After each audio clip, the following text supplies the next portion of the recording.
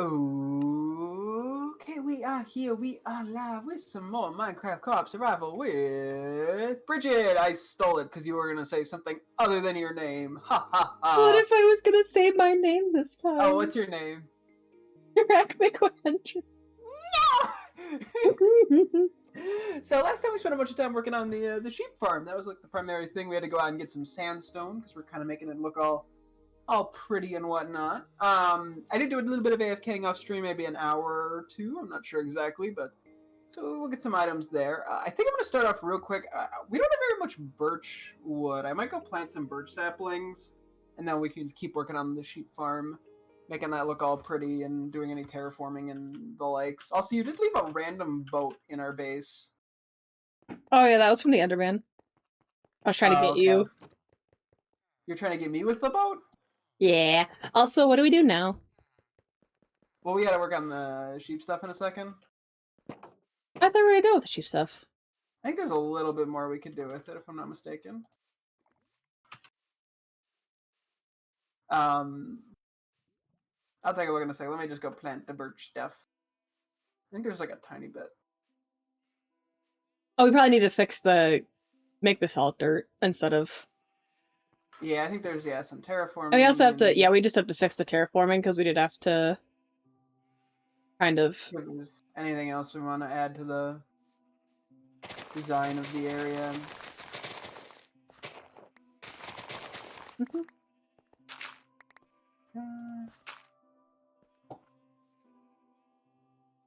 Because I don't settle for looking good, I settle for looking great.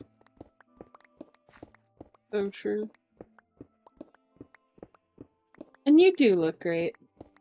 Oh, and then once all these birch trees grow, you can help me break them. Yay! Because there's going to be a forest of them.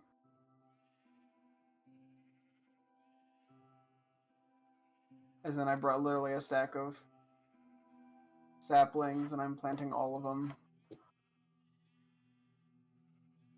Let's go big or go home, you know? That's my general Minecraft motto. Actually, it's more like go medium or go home. I don't go that insane. Nah. Okay.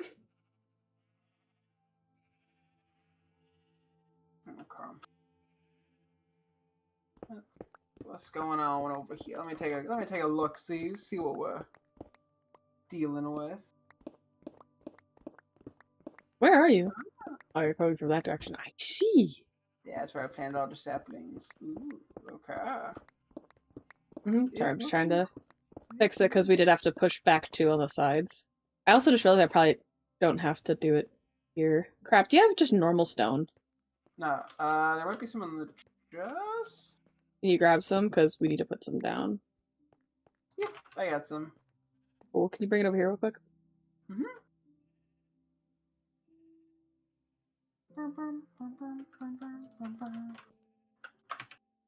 you go.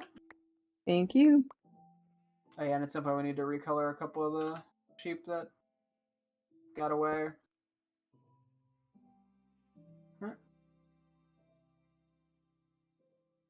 Let's see.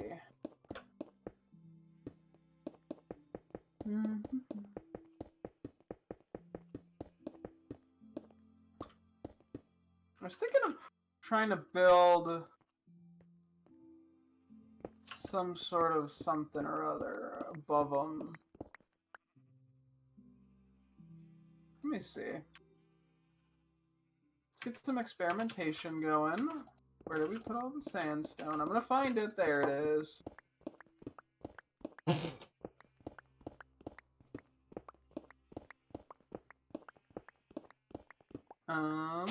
Just do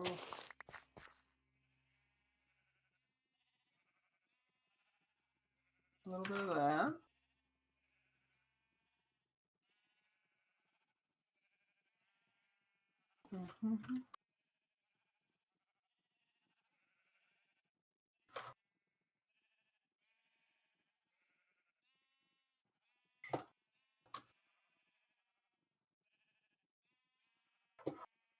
Let's see.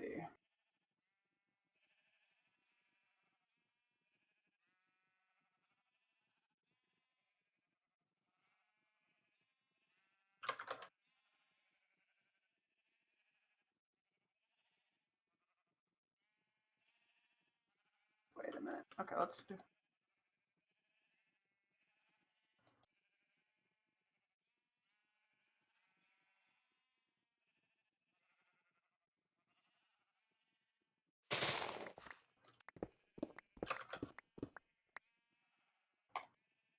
Huh?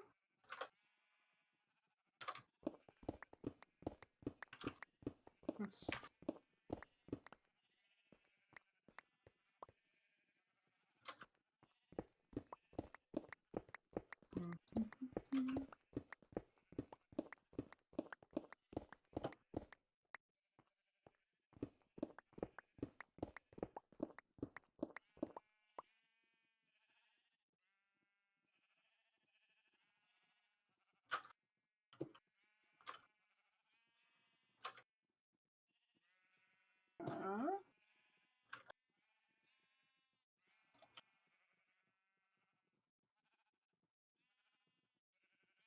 Wait a minute. Okay, hang on.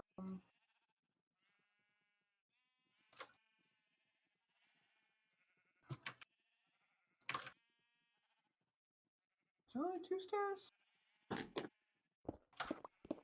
No, there's 3.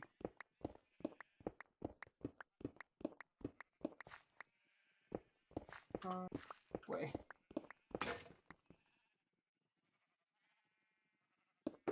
That one.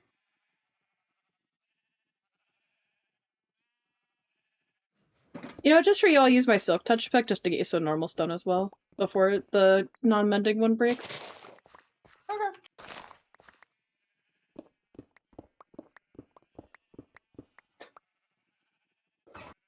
Let me see what it's trying to do. So there's there. Okay.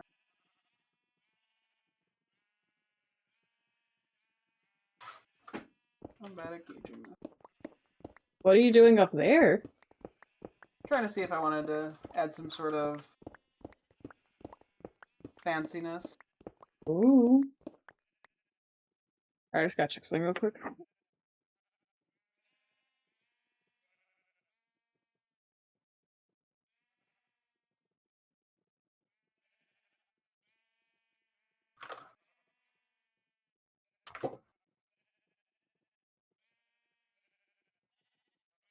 I didn't think that through because I'm a Dumbo.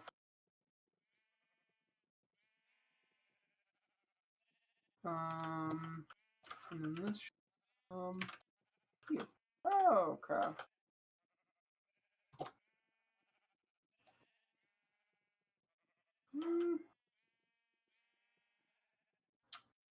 Gotcha. There's a block under these. And then.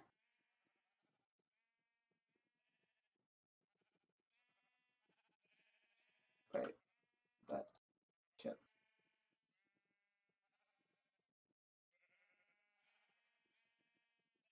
Okay, whatever. I'm just building up.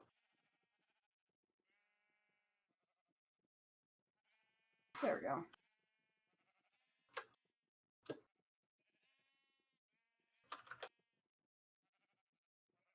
Hmm.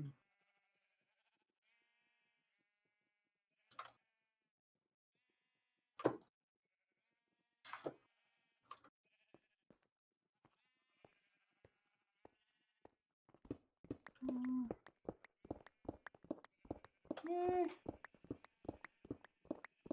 Let's see.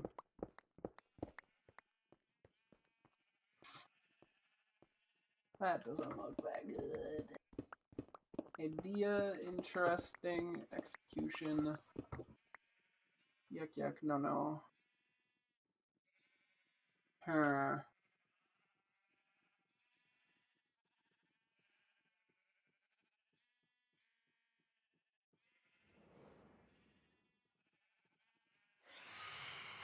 Ah! Okay, we should probably go sleep. Give me a jump scare noise.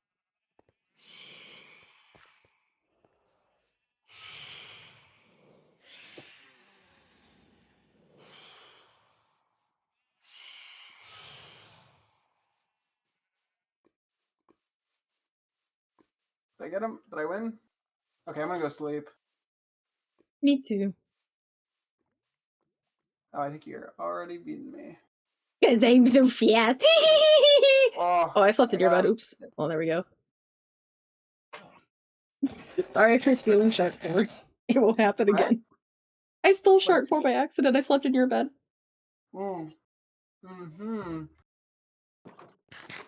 I see how it is. Sorry for shardy rocking. Sorry that made me cry a little bit. Because you stepped in my bed and that made you cry? No, I said sorry for shardy rocking. Oh, okay, yeah. No, you should be. Like, hang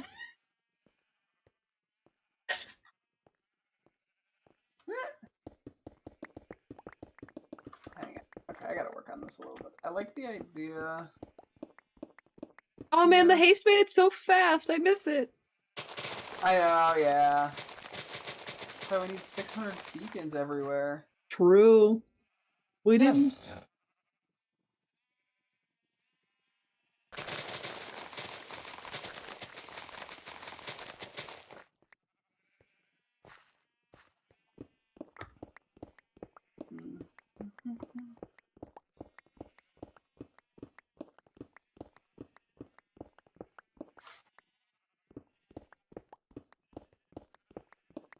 Doesn't work because of the...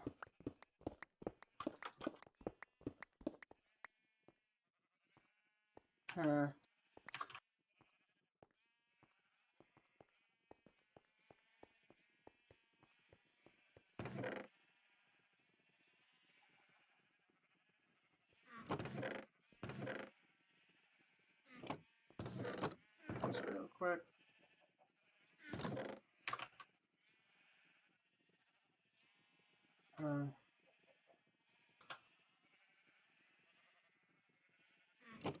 Wah!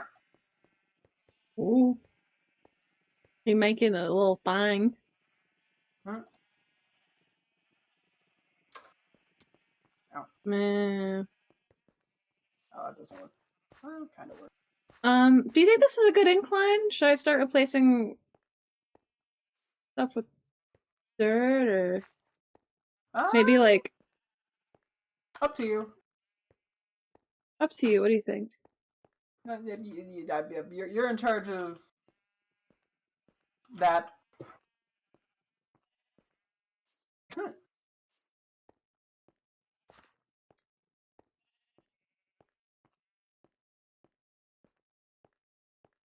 I'm just straight up debating removing this one more layer in this section at least. Okay, I'm fine with that. At least for most of it, because there's this one hill over here, but I think having some more flatness would be nice.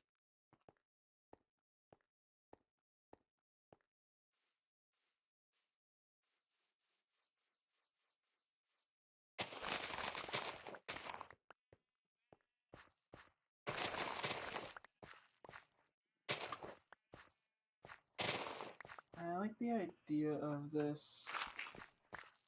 I don't really care for the way it's looking.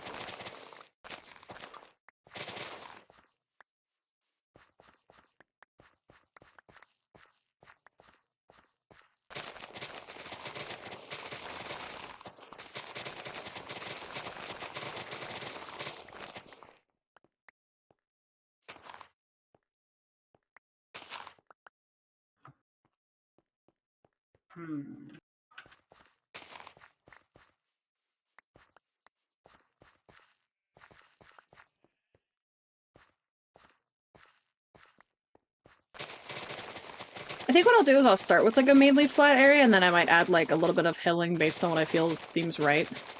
Okay. No, go for it. That's probably a good way to go about it. And then you can also have some input if you would like. Okie dokie. Because I also value your opinion, kind of. Aww. That's very some words. Yes.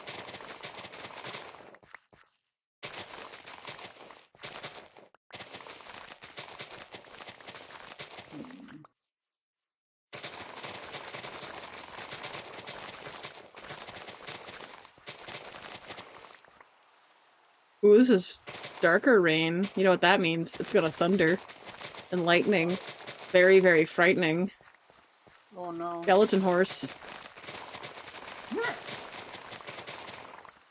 A scorse, if you will. Scorse AZ. See, there we go. I told you. Oh shit, it's Mart. Mart. Yeah, my buddy Marty and I go way back.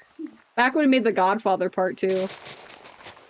Not the first one though, that one. No, that was obviously the guy, like, the other guy.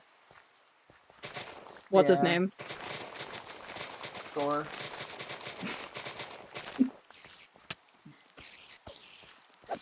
She score on my says till I E.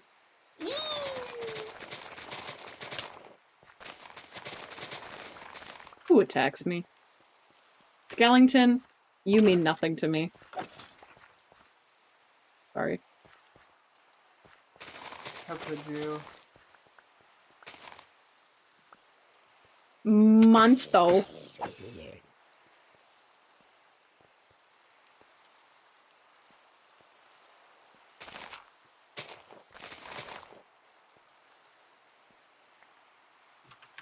Who would it do something like this?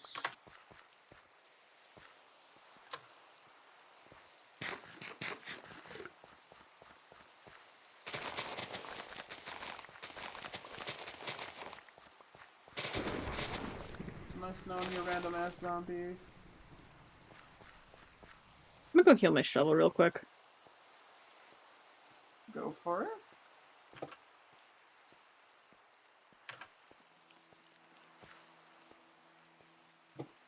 I'll go try to craft some sticks for some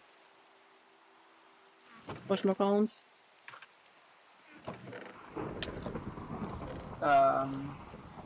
What? Emerald.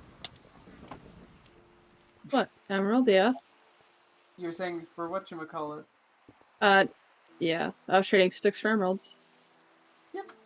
That's what I said. That's what I was also saying. Just Yeah, see, in a we're dumb manner. You're my little dum-dum. Yeah.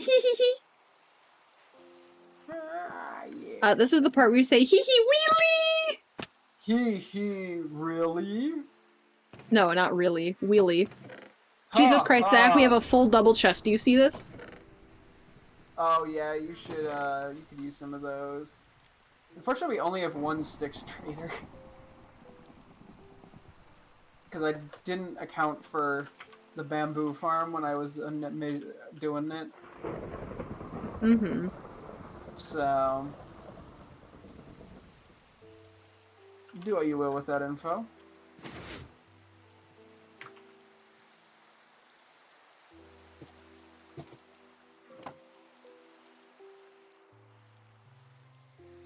You didn't account for what? Sorry, I didn't even pretend I didn't hear any of that. The bamboo farm when I was doing it, so sticks were not anywhere near as good of a trade. Yeah.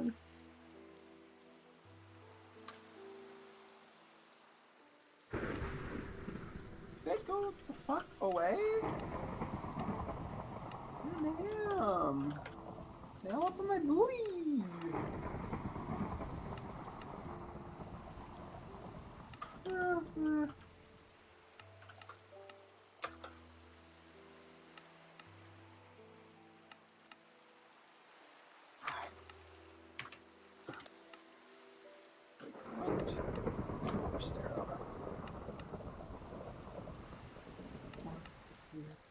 Four. There.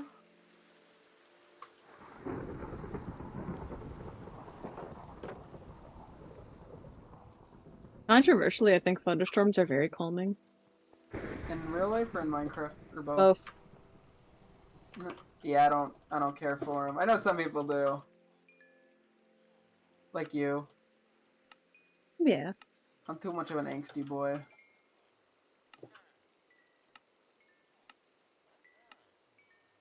You know what? Could I can't. Anyone else trade for these, or is it just this one guy? That's just what I was saying. It's just the one guy. Yeah, that's fine. So. I'll buy something useful, like arrows of fire resistance. No, I don't have enough arrows for we that. have no need for arrows.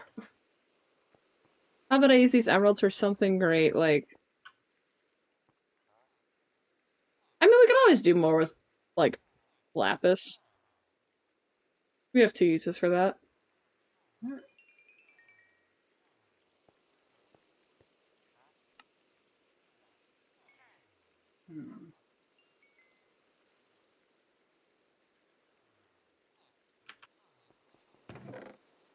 I hear you. Will you bring your trades No, back for those? Oh my god, really? Bro, I sweeping edged on accident because I was killing a zombie and I killed like 2 fucking sheep doing it. Who are in the Dang. cage, mind you. That's frustrating. Oh well, I feel like a dick now. Yeah, what the hell, man? You're such a dick. No, I tried. I'm sorry, I didn't Since mean you're at to. the base, before you come back, could you bring 1 pink dye and 1 white dye? Yeah, sure. And actually, I'm You gonna go also put it back. breed 2 more lime sheep. I did, yeah. Alright, pink dye and white dye, you said, right? Yep. Oh yeah, I got you. Let me just double check if that one guy wants to trade sticks with me again. Now that he has discounted prices. No. Okay. Yeah, just give him a tiny bit. You could also, there's pumpkins and sugarcane that you can trade. Okay. Thank you. Where are are they downstairs, I'm assuming, or? There's one of them's the auto farm, but there are some downstairs as well. Cool, yeah, I see some.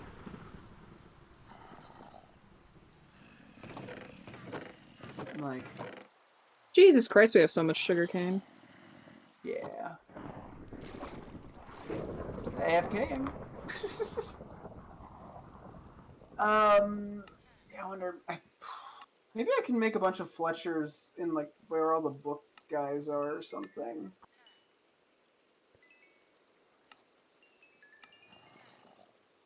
Although I'd be scared to break stuff.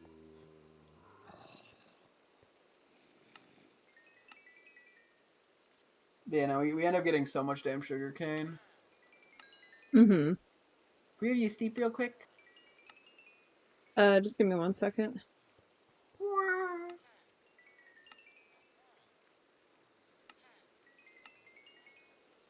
Okay, I'm coming now. Mm-hmm. I'm slowly getting my XP on my troll fill. Yeah. No, that's a good call. Wee, I'm gonna go. Bye-bye. The rain stopped. Fucking rain.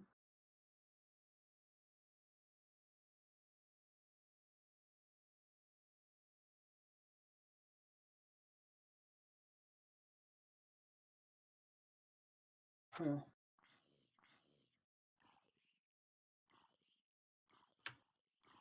What was I doing? Oh yeah, white sheep. Okay. Boom.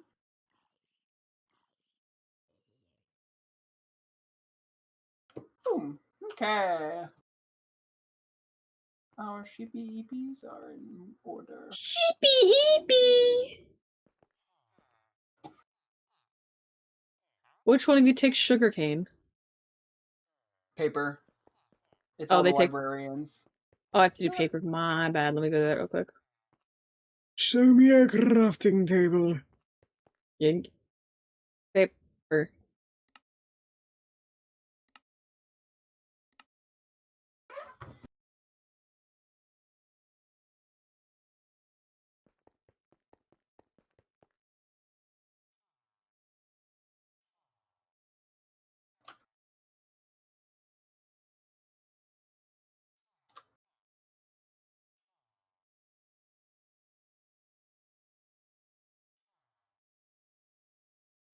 Actually, could have helped a little bit.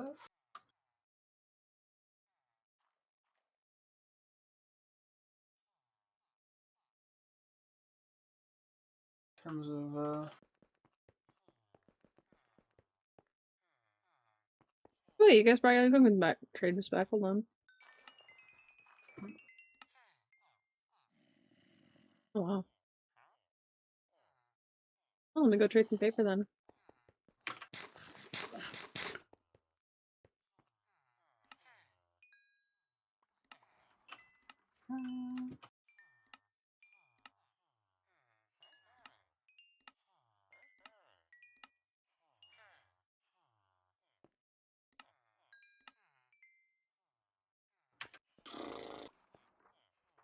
I've been mildly inconvenienced.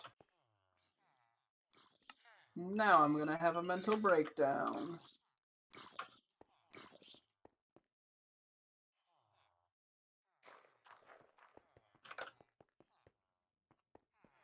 I'm gonna drop everything in a chest for now, just because I don't want to deal with organizing right now. But they're on the villager chests. Okay. I can get to that later.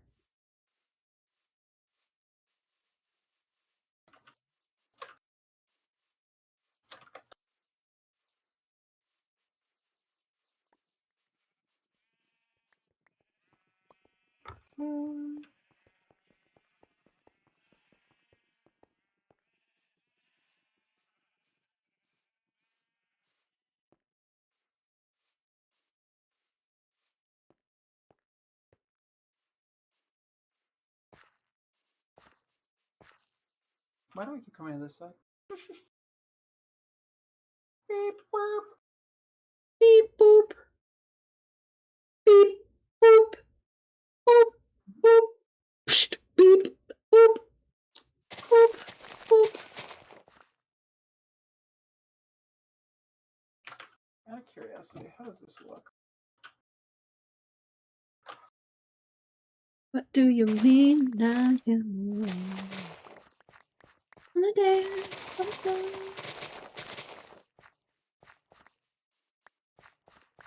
People always told me, think of what you do. Don't go around, but. What are you singing? I'm thinking about Billie Jean by Michael Jackson. Huh. You remember that one, right? Probably if I heard it, I'd recognize it, but not by name. Billie Jean is not my lover. Oh, yeah, okay. Yeah. I know vaguely.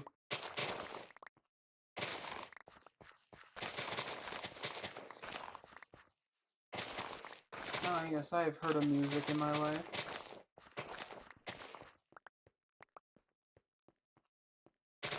Once or twice.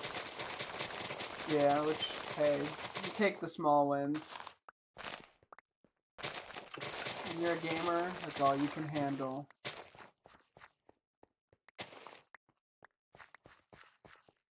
That is true.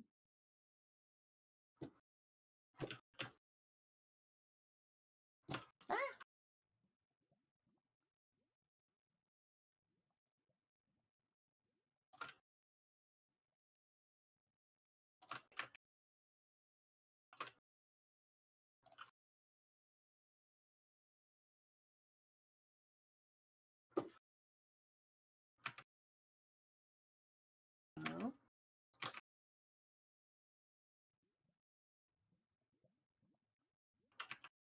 Actually... What are you eating? I said B. Oh, bee. Yeah, there's been a bee around here. Oh.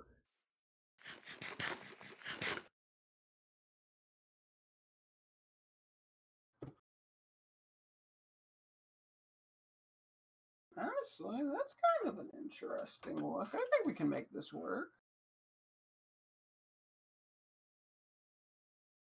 Oh, wait, I need to grab more wood.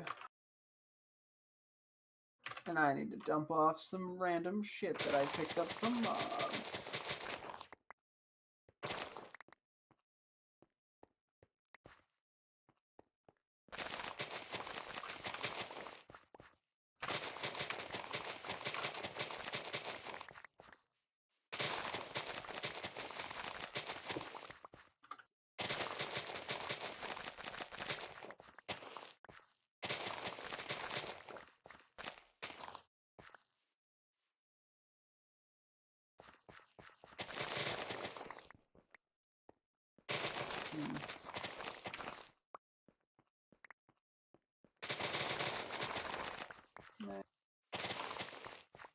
We can tweak that if we really need to. Okay.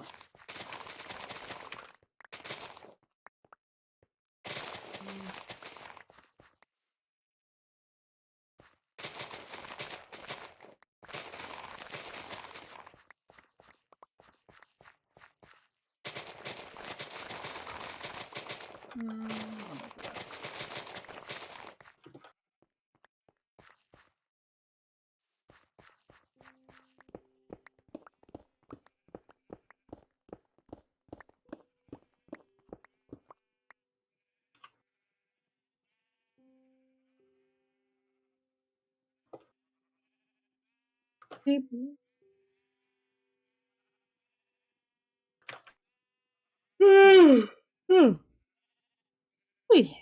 I'm already sleepy, but it's only 9:30. Dang. Someone sapped my energy. Whoever It was did the this will Riddler. pay. Oh, dang. Huh? Oh, dang. So what? So whoever did that is gonna pay. Oh yeah, they will. Oh, dang. Sorry, I forgot what I said. Nah. Okay. I'm gonna do a tiny bit of dirt mining here, just to get an idea of what exactly I want to do. Dirt mining. Dirt mining. Of what dirt? Of dirt near the edge here. Oh, okay. I was like, babe, we don't need any more dirt. I didn't realize you meant like terraforming. Yeah, I mean, I guess I could have used normal people words there. Yeah, probably. But that's Except you're not normal. very fun.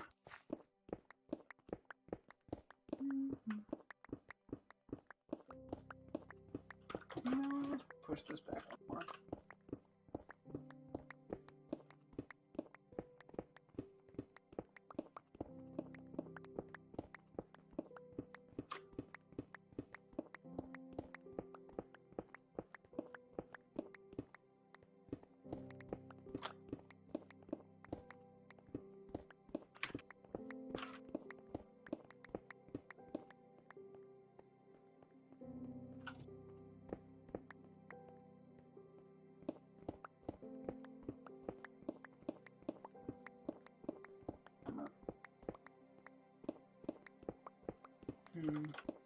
Okay. Back in my day, there used to be a mountain over here.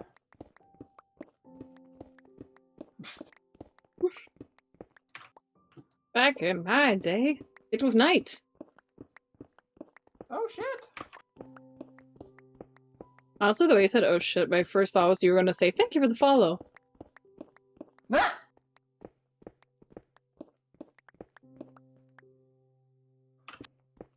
I do say that sometimes, don't I? You do. You're a streamer. No. Can't be.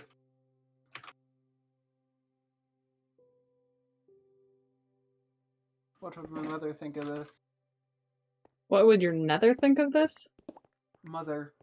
Oh, I don't know. I'm not your mom. Or am I? I would hope not. Why not? Am I not good enough? I feel like that would throw some complications into things. Should we go sleepy weepies? Yeah, just a second. What could...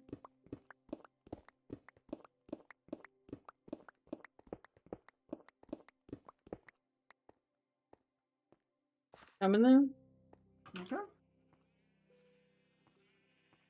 I keep debating if I like the thing I'm making or not.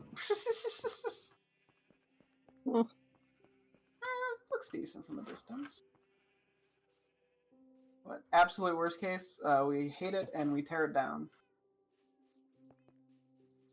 So. I see your name approaching.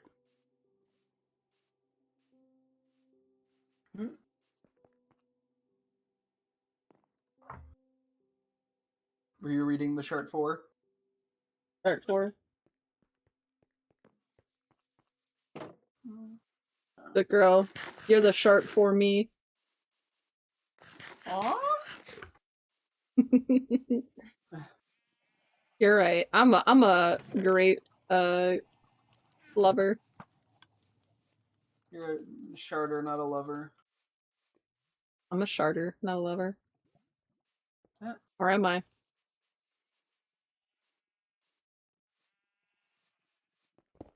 Are you? Uh-huh. Okay, good to know. Great work, everybody. Yeah, we accomplished something here.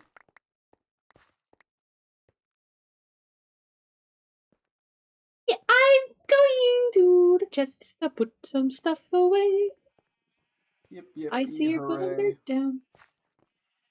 Do you want me to clear this part out too, or like? Yeah, I think so, because I think I'm gonna want to put windows. Oh, you're making it like a barn? Kind of like just like a building. See. And I guess a barn is a type of building.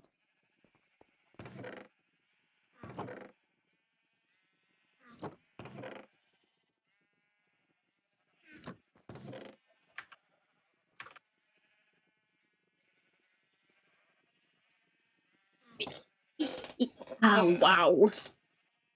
Wowie, wowie, wow, wow. Wow.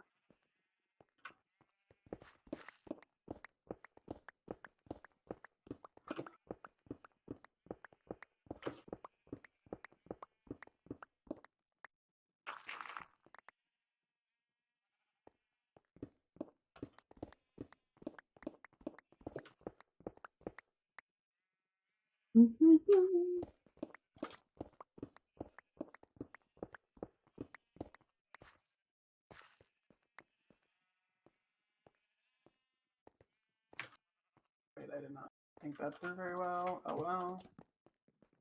I'm gonna have to do some jumping to make this work.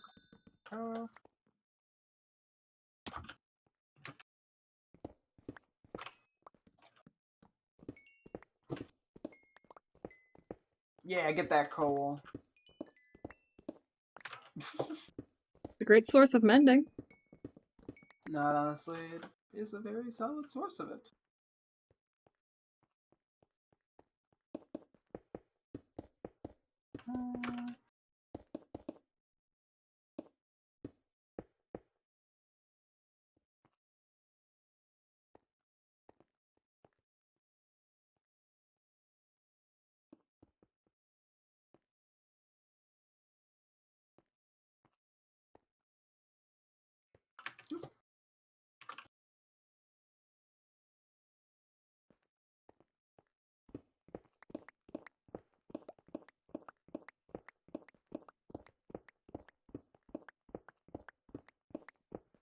I see. Okay.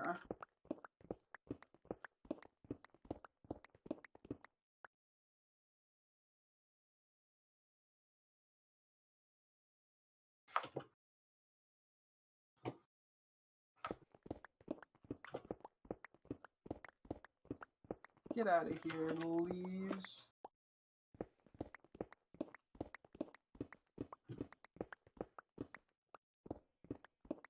This is my swamp. Get out of my swamp. I'm not sure what that sound was, but I agree. That was my cricket. Oh, that was your.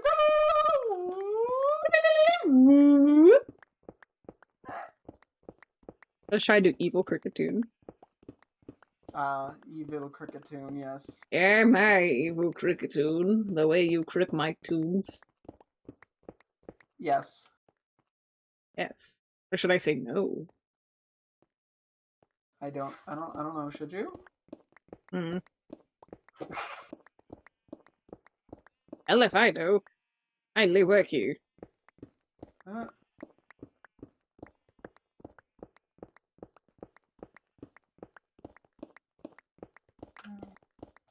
I'm like, we gotta start doing something to like conversationalize while we do this, and that's why I propose that I pull up a random Star Wars character's Wikipedia page and we just start going to town. Sure. Alright, Did you have cool. one specifically in mind? No, I was gonna ask you if you wanted to learn about a specific Star Wars character. I mean, I didn't have anyone. No, I didn't really have anyone in mind. No.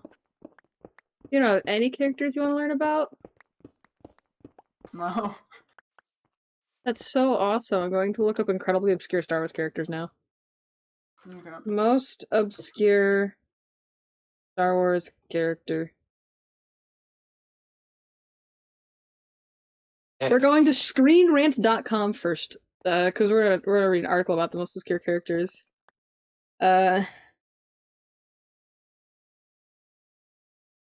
Most viewers will be familiar with Luke Skywalker. No, never heard of him. Next article.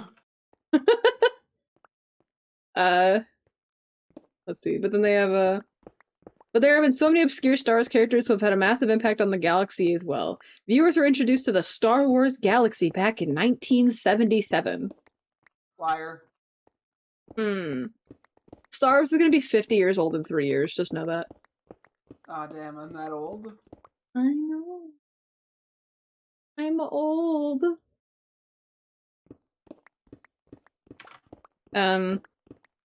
A staggering number of characters have contributed to the galaxy, and not all of them are well known. Throughout its 46 years, this came out, I'm assuming, in this came out pretty recently then, given its timestamp. Sheesh. The Star Wars franchise has introduced many characters that have changed the universe, both in Legends and in canon.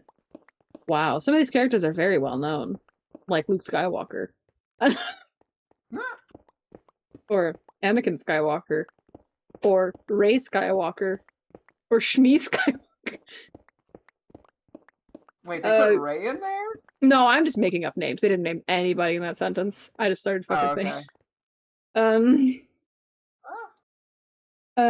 However, some of these characters, a few are sorely underrated or ignored almost entirely. However, each of these characters has impacted the franchise in one way or another, be it through how they influence the plot of some Star Wars media, an important character, or the old expanded universe as a whole. As such, they each deserve some acknowledgement. I think that's very nice. I think it's good to give some love to the extended universe. I like the extended universe. Oh, look, pillagers. Look, pillagers. Here, I'll kill them for you. Okay, well, if we go back to the base, then the issue is we're gonna have to fight. Okay, well then we'll just go to the village. True. Or maybe I just don't go back to the base for the next 100 minutes. What the hell? I just got an unbreaking crossbow? Ooh. Is it broken? Oh, it's pretty broken, yeah. Damn. So they lied. They did lie. Alright. Number 10, Ceresi. One of the main characters in Jude Watson's Star Wars Jedi Apprentice novels, Ceresi was a leader in a rebel group called the Young, who fought for peace on their homeworld. Why do I feel like I've heard of the Jedi Apprentice novel? You've looked into Star Wars books before? Yeah, that is true. Okay. Makes sense.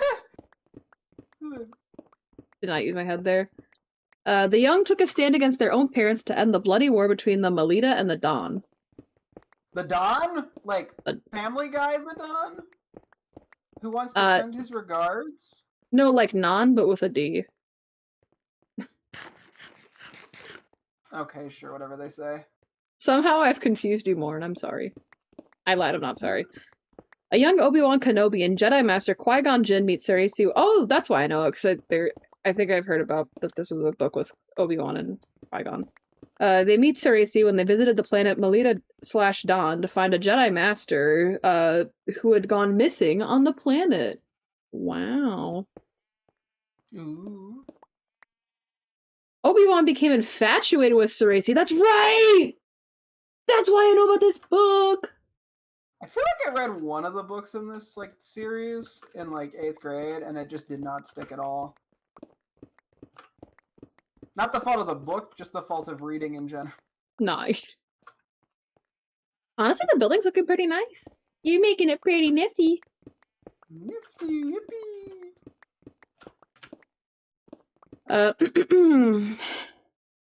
Inspired by the plight of the young and their efforts to free their world from racism, he chose to abandon the Jedi Order until Ceresi died. She had a lasting impact on him, teaching Obi-Wan what it means to help people. Her kindness, her willingness to forgive, and her desire for peace taught Obi-Wan to be a better Jedi. Meow. Doesn't count, he liked her. Cringe. The Melita Dawn arc... I'm sorry, they can't love, you're right. That's why canon. Oh. Yeah, I mean, that's why played Qui-Gon, Dad. oh. I mean, that's why Anakin, oh. I mean, that's why Obi-Wan, oh. I mean, that's why... To be fair, I think you could pick Jedi who didn't love, and they'd still be dead. Yeah, There's I not just meant, very like... many Jedi who lived at all. Oh, I just meant Jedi who loved in general. I'm like, see, they followed the order. That's why this Jedi here, nope. That's why this, nope. This Jedi, nope. That's why Ki-Adi-Mundi got it on with literally everybody. God, he had so much sex. But he was allowed to do it because he was a true alpha male. I like how they literally gave him an exception because his species was, like, endangered. And they're like, yeah, you can get it on now. The Melita Dawn arc as a whole, solidified Obi-Wan's desire to be a Jedi as he greatly regretted abandoning his master and the Jedi Order. Alright, now we have number 9, Supreme General Bakif. Okay. Supreme General Bakif was a high-ranking general in the Chith Expansionary Defense Fleet. He was closely allied with Thrawn, working behind the scenes to keep Thrawn and his inner circle of officers out of trouble. He was the one who came up with the idea of having Thrawn fake exiled to get the latter into the Empire. Without Supreme General Bakif, Grand Admiral Thrawn never would have made it into the Empire. So we have this random-ass dude to thank for Thrawn. Oh, how kind Okay, of can we him. sleep? I'm, like, surrounded by evil. Okay, we're gonna have to go to the village to fight them, though. Oh, I got a little too close to the village. Okay, I'm coming. Shit. My inventory is so damn full. Been there, done that. Found them. Stupid little horn. Horny boy. Horny boy. I'm gonna drop this off real quick in the chest. Okay. I'm I'll just do a the murder. I'm just a pillage boy. Pillage boy. Not.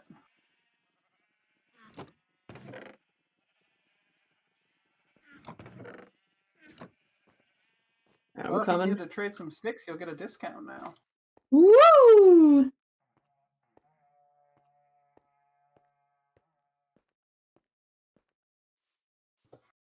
I'm on my way. rackmc100. I'm your ally friend. Where is the pillager? Hello. That guy needed to die. I got 2 emeralds. Pog. So did I. Whoa. Anyways, number 8, we've got Jixtus and the Grix. Okay, what is that? A jizz band? I'm so sorry! I'm trying to shoot the creeper!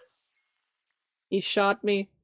I do everything for him and he shoots me. Yeah, I didn't mean to.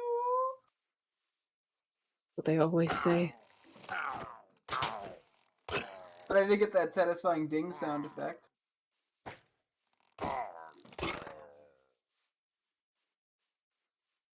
Uh-oh. Who's the last Bull. one? Okay, I was getting worried it was gonna be a bolt somewhere else.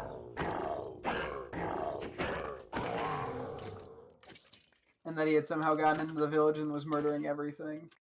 That would be very sad. Good.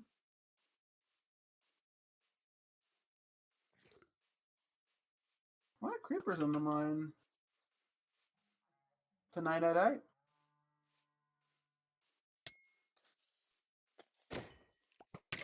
So we back. Oh, this one got an enchanted bow. Yes. Up, I see him. Yep. I want the banner.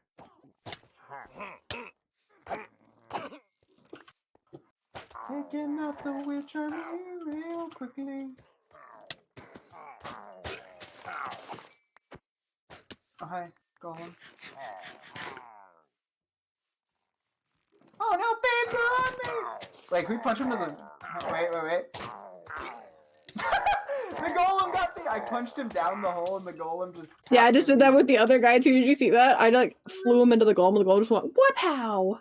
Honestly, quite funny and satisfying. Oh yeah. Oh god. Ugh. Found them. Oh, yeah, that's an army. Help. I aggroed the bull. Oh, come on.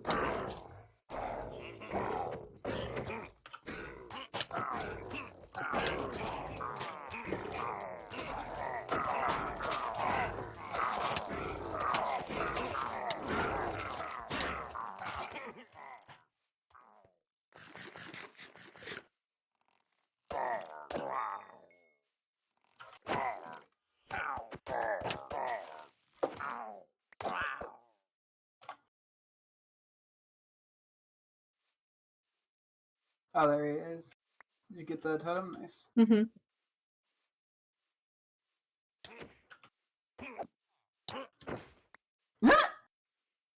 I was just gonna taunt him, but you came in like murder ready. Oh yeah. Alright, now You're that like, we won that. fuck this guy. Yep. Should we run back to the base for sleep? Yep. Let me just drop a couple items off in this Anyway, chest. Jixtus, a Grix military leader, was one of the main antagonists in Thrawn Ascendancy Lesser Evil. Okay. The Grisks were a sinister group of aliens who used insidious means to conquer planets. Like my favorite movie, Insidious, by James Wan. Damn, he did do By that. James Cameron. Who was it by? Wrong James. James Wan. Oh, it was James Wan? Okay, I thought it was wrong because you weren't saying anything. I should have just lied and told you it was Jake Wan.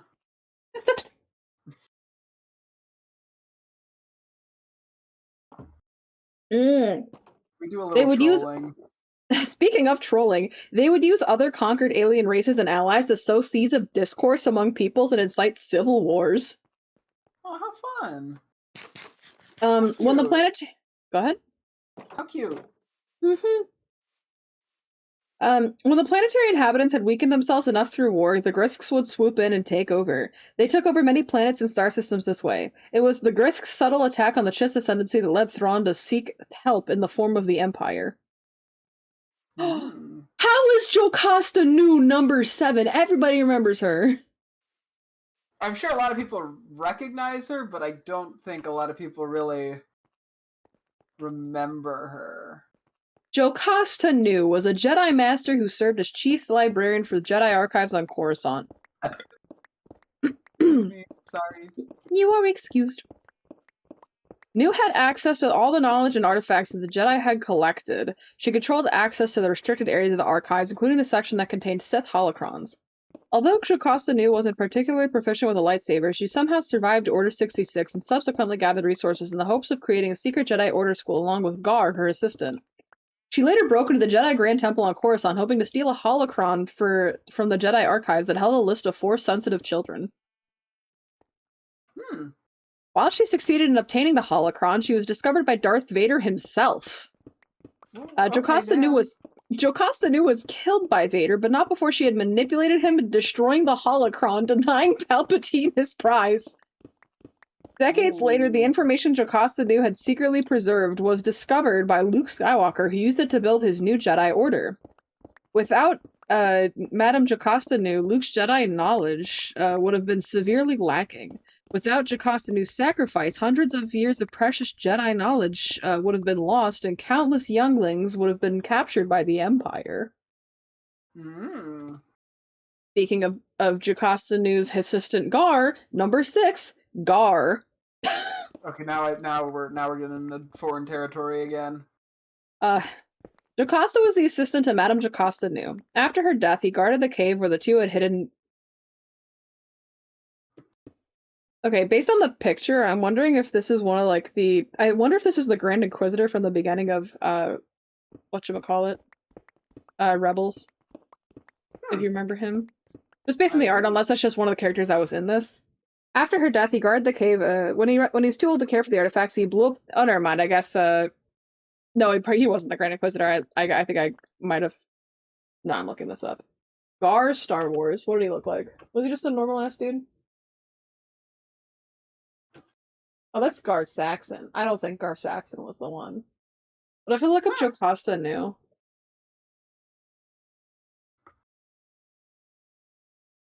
He's so cool. Jocasta Now, Noom or like Jocasta Cool? so true. Alright, I found Gar's page. No, he was just some old ass human guy with glasses. What's Anyway, this? when he was too old to care for the artifacts, he blew up the entrance to the cave, sealing it until Luke Skywalker would stumble upon it. Without Gar, it's possible the Empire would have found and either stolen or destroyed the cave's contents. Number 5, Biggs Darklighter. Woo, Biggs! Right? I'm like, wait, I know this name! Biggs Darklighter was, sorry, Skywalker and Darklighter were the two guys' names. Yeah. Man, I love George Lucas. Biggs Darklighter. Biggs Darklighter was a childhood friend of Luke Skywalker. He joined the Imperial Academy when he was young, but later left to join the Rebel Alliance.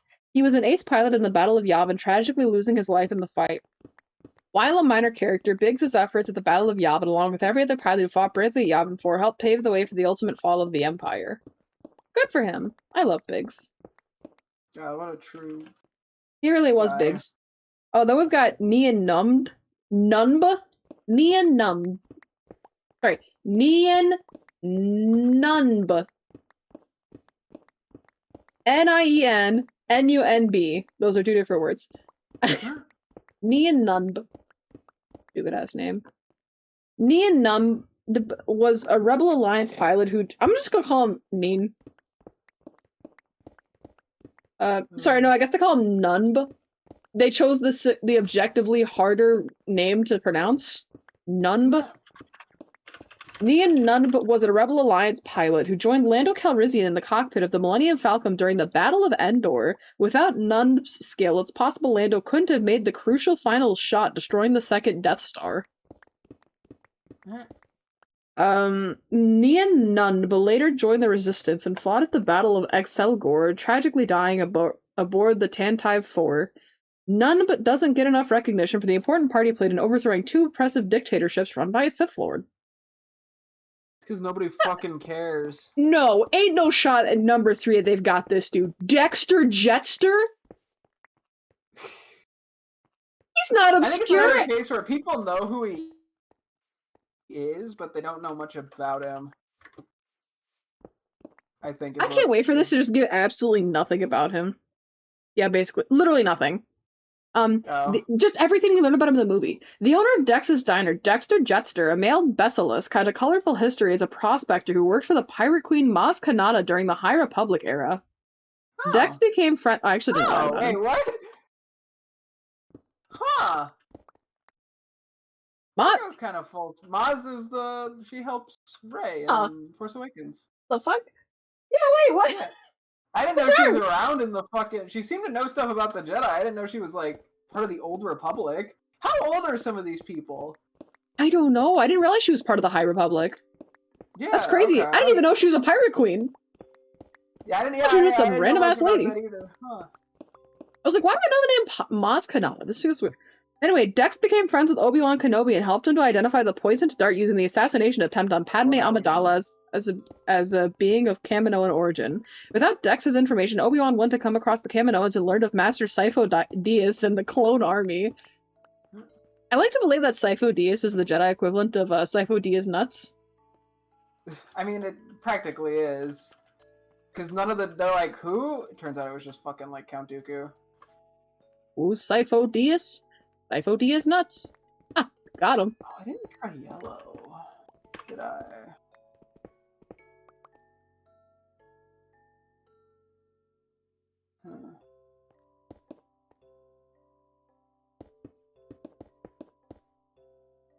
Yellow what? Window. I'm trying to figure out, like, I wanted to use windows. I'm trying to figure out, like, what color?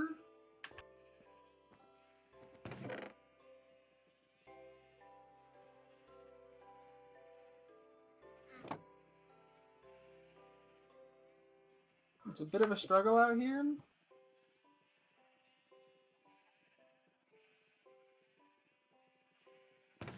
It kind of has to fit the color scheme. Yeah. Oh, sorry. I guess there was a little bit more about Dex. Is that According to Adam Landis Garcia's short story, The Veteran, published in From a Certain Point of View, Return of the Jedi, Dex felt guilty about this for decades. Reinvigorated by news of the Emperor's death, Dex joined an uprising on Coruscant, helping liberate the Imperial throne world. Dex ultimately became a crucial part of Obi-Wan's legacy. Good for him. I love Dex. Okay, can I have your quick opinion on this? I'm looking. I actually kind of like it. Oh, wait, Which hold one do on. you think, Oh, there's multiple. which one do you think works better? Because I feel like these are the two that work the best. Hmm. The other alternative is to literally just not put windows in at all and just leave it empty. But I feel like windows helps. Oh wait, the other option, sorry, I may as well just show this anyway. Would be this.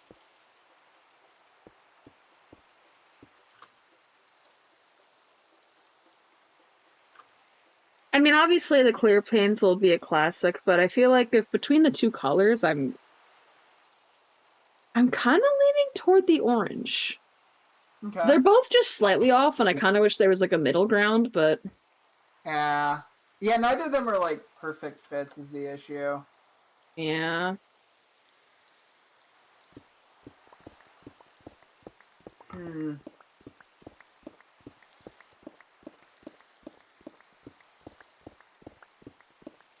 Maybe I just go clear. Yeah, probably. It's probably just the safest pick. Yeah, worst case, we just re-dye it. Yeah. Oh, come on. Everybody knows about Wolf Yularen. How's he number 2? What? Wolf Yularen was a fleet admiral on a Jedi cruiser during the Clone Wars. He worked alongside both Anakin Skywalker and his Padawan Ahsoka Tano during the Clone Wars. After Order 66, he became a dedicated Imperial officer, choosing to become a colonel in the Imperial Security Bureau after the war. Eventually, he was moved to the Death Star and became part of its command hierarchy. He was on the station when it was blown up by Luke Skywalker during the Battle of Yavin and was thus killed. During his time as an ISB colonel, he took an interest in then-senior Lieutenant Thrawn, working behind the scenes to keep the Chiss out of trouble and pushing for his continuous promotion. He assisted Thrawn in arresting the members of the secret rebel cell who used their charity, Higher Skies, as a disguise to aid the rebellion. He also assisted Thrawn in taking down the rebel leader Nightswan. According to The Mandalorian, Yularen's ISB would outlive him by several years, playing a key part in keeping the Empire alive after the Battle of Endor. Yeah, come on, everybody remembers Wolf Yularen. Come on. Damn. I like saying that about characters that you obviously would not know that much about. Like, and finally, at number 1, you're fucking with me. You know what? Just take a shot in the dark. Who do you think number 1 is? I'll give you a hint. You know this name. General Grievous. No. I'll give you a hint. It's a character who isn't really named in the movies. Oh, yeah, I don't know that off the top of my head. Yaddle. Oh. I mean, yeah, I guess not a lot is known about him. It's just very funny. Yeah. I mean, he is what? What's the fucking character's name from Fallen Order? Cal Kestis? No, the short guy. Oh my gosh, Grief? Yeah, it's his favorite Jedi. Yeah. So we can't discount him. Exactly. There were stories told about her, you know? This is true.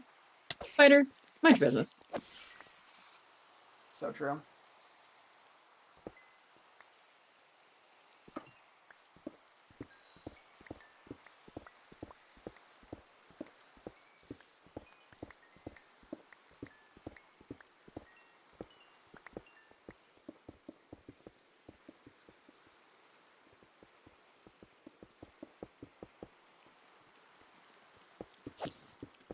Over here.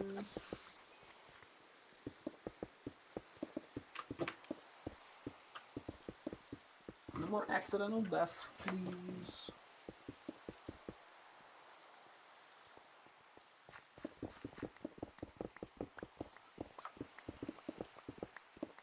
Yes, Mind Queen, slay. Slay. Damn, Uh-oh. something's Watch out, bad about chainmail zombie. Oh no, they've got chains and mail. Okay, hang on. I need to The get them. woke really have taken over. Now they've got chainmails? Yeah, those damn liberals. Actually, let me just kill her with that. Yaddle was a Jedi Master and one of the few canon members of Yoda's unknown species. She was also in the Jedi High Council. While Yaddle had no lines in the Star Wars prequel, she appeared in Legends several times and played a key role during the High Republic era, helping the Jedi survive the threat of Force predators known as the Nameless. As seen in Tales of the Jedi, Yaddle was ultimately murdered by Count Dooku, a sacrifice that bound the ruler of Sereno to the Sith, sealing his fate and setting up the Clone Wars that would engulf the Star Wars galaxy. I'm gonna go Sleepy Weepies, if you're ready. Just a secondo. Okay. Come out of games.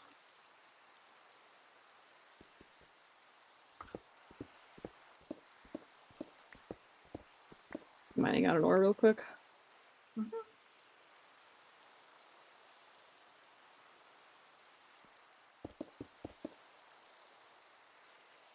Okay, I'm coming to go 99. Okay. It suddenly feels like a big deal. What does? This sheep farm. Oh yeah. Or from just a cool little farm to this is a monumentous occasion. Yes. Joyous day.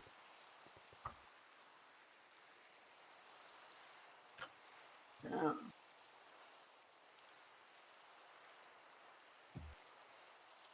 I'm gonna look up top 10 most boring Star Wars characters. Ah! I want characters that just do absolutely nothing. Wow, we're going for some interesting stuff. Why don't we research Darth Maul's childhood? Could do that in a second. Because I know I read a book that's probably non-canon now about it. Alright, we've got a you wanna do we'll do both worst characters and Star Wars characters who aged poorly. Let's do aged poorly first, because I'm curious. Huh. Number It's gonna be 10. yeah, he got fat and ugly over time.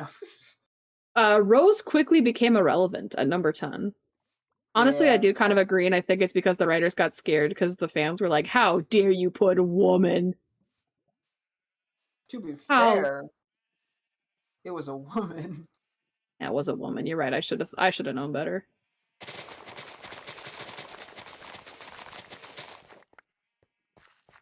Those things are. Ah. Those things.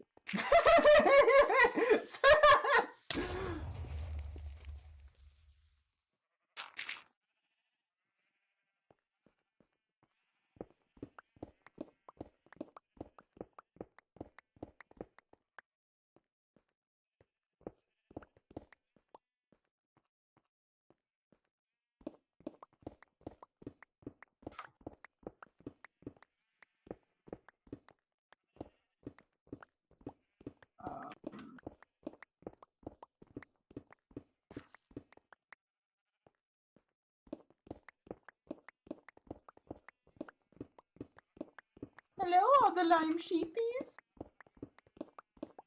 Sheepy weepies. That's what I was saying. We gotta nickname all of them now. You're not doing that, respectfully. Damn. Unless you have names for 100+ sheep. I could do it if I needed to. They can't be stupid things like Inky, Stinky, Pinky, Dinky, Winky. Why not? Oompa, Loompa, Doompa Doo. I'm I a think that's a pretty good sheepy. name. How about you? Oh yeah, no, they mention like many of the characters introduced in the sequel trilogy, Rose certainly had potential, but was limited to poor writing. Debuting in The Last Jedi, Rose was a maintenance worker who teamed up with and eventually saved Finn's life. She received an intriguing backstory, but the films never explored it. In The Yeah. Rise of Skywalker, Rose was quickly cast aside, given only 1 minute and 16 seconds of screen time. Oh god, was it really that little? Yep. That's Jesus kind of Christ. unfortunate. Wow.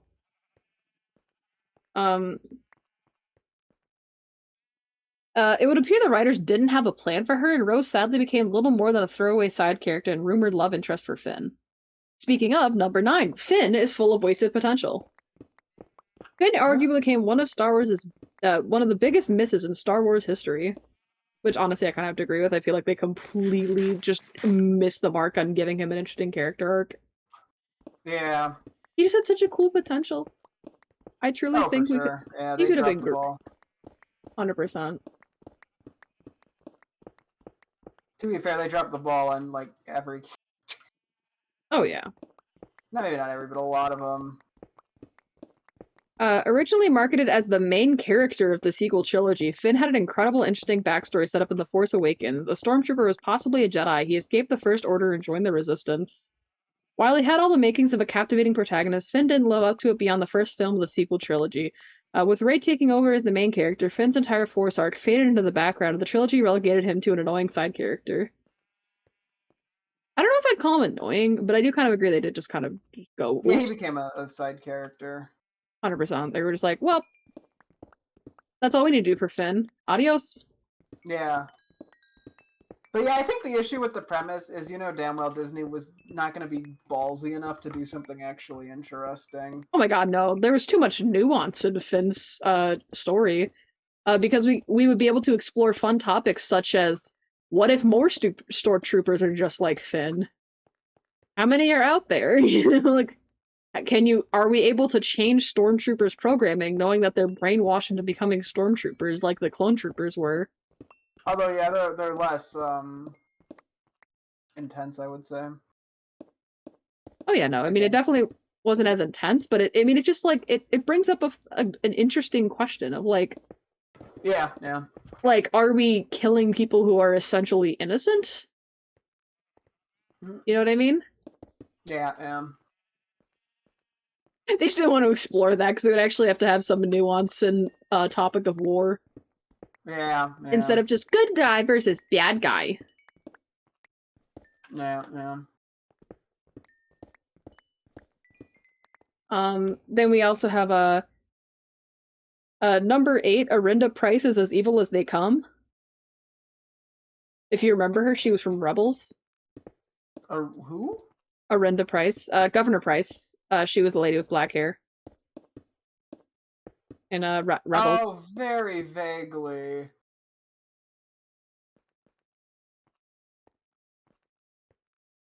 To be fair, I probably just know her better because I watched the show again pretty recently. Yeah. That would help. Yeah.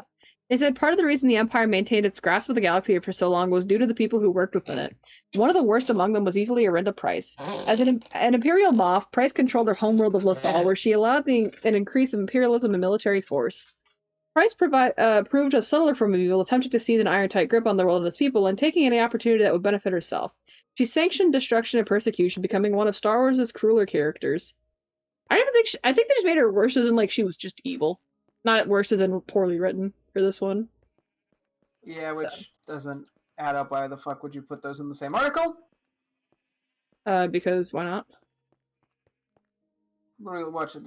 Who did this? Is it fucking like Watch Mojo over here? No. CBR. Oh, okay. Screen Rant was the last one. Yeah. Oh. I like how I just decided to completely throw Screen Rant under the bus there for no apparent reason. I'm also going to remove your 4 random oak planks right here. I was just using that to get up top later. Oh, and that yeah, way I I'll knew put to this. get rid of it. Yeah, I'll put that back then. Thank you. Number 7, The Clone Wars reveals Mace Windu's flaws. Mace Windu is one of the more popular characters in all of Star Wars, and it's easy to understand why. Samuel L. Jackson looks epic when fighting bad guys with his trademark purple lightsaber. However, the Jedi isn't so peachy keen in the Clone Wars. Throughout the entire 7-season run, Windu blindly follows the Jedi Code, and even in the prequel trilogy, he has no compassion whatsoever. It's not out of question that he's partly to blame for Anakin's eventual descent to the dark side, virtually banning him from the Jedi Council. Windu may be smart, but he's certainly not wise. What, huh?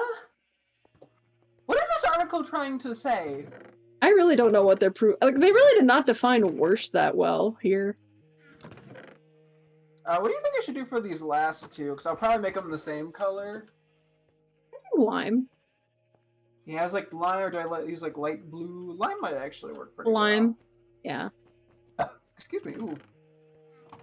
Okay, I'm gonna have to go get lime dye then. That's fine. Number 6, Newt Gunray gives Nemodians a bad name. I almost said nematodes, like from SpongeBob.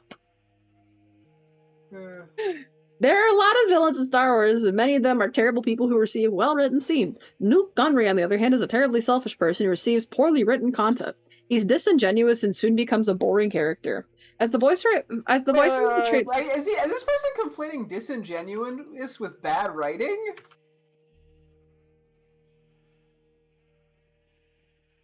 yeah, What is the argument they're trying to make? Like, well, isn't that the point of his character? I'm not done with this section yet. I'll let you know. As the viceroy of the Trade Federation, Newt Gunray was very prominent in the Phantom Menace's questionable politics, but he proved uninteresting and forgettable. Despite Palpatine propping up his entire rise to power, very few viewers cared about Gunray. For many, he simply took away screen time from Darth Maul and other more interesting villains. Sure, I guess.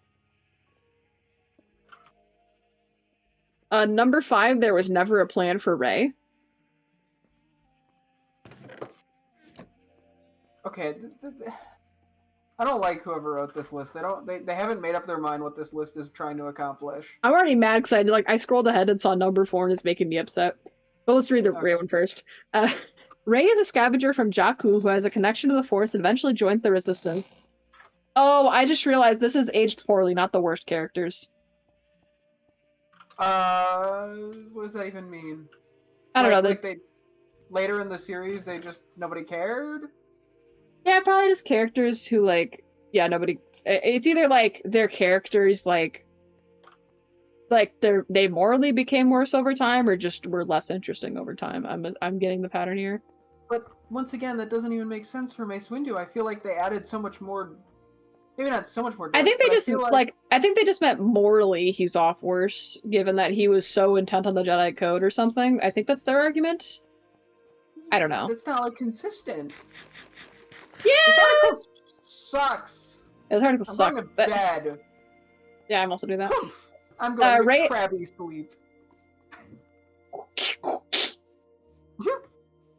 Rey is a scavenger from Jakku who has a connection to the Force and eventually joins the Resistance.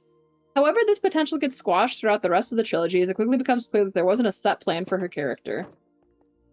The trilogy devotes significant time to Rey exploring who she is and where she comes from. However, it feels as though the story gets too distracted by this. Instead of being her own person, the creators turned Rey into a Palpatine but have her take the Skywalker name.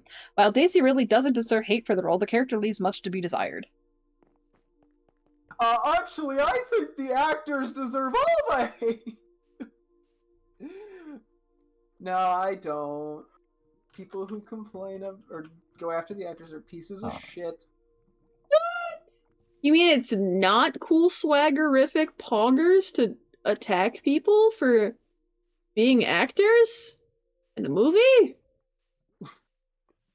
How crazy of me to suggest that people don't get mad at the actors who had no process in writing. It's like, honestly, I think it became so clear just how media illiterate some people online are when people started sending death threats to the actor who played Abby in The Last of Us Part 2 because they didn't like what the character did. What a bunch of fucking idiots. Because, that's when you go, wait, hang on, guys. What? Well, you see, Abby bad, so actor must also be bad. Yeah. Anyway, then we've got number 4, which absolutely makes me want to throw somebody into a wall. Number 4, Jar Jar Binks is the biggest joke in Star Wars. I mean, he definitely aged better because the Clone Wars attempted to make him a character. Yeah. He got better with time because, yeah, there was an effort made. What? No. What? Sorry. Huh. I'm also trying to like slowly curve this so it's not just like a rectangle.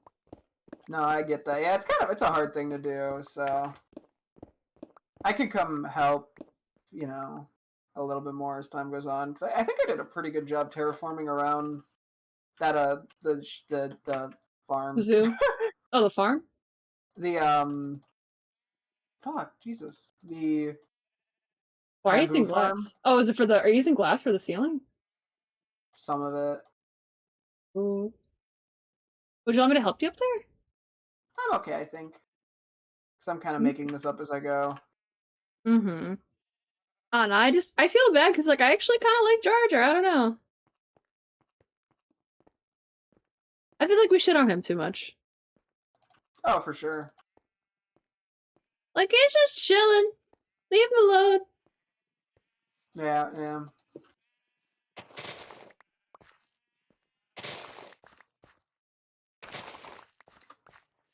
I just realized I probably should fix up this one part by the edge because it's Connecting, yeah. I don't know if you see right here, but Yeah, I was seeing it kind of when I placed them. I'm just gonna grab some dirt from the chest real quick to patch this up. Oh. And ironically, this is really pretty looking. Yay!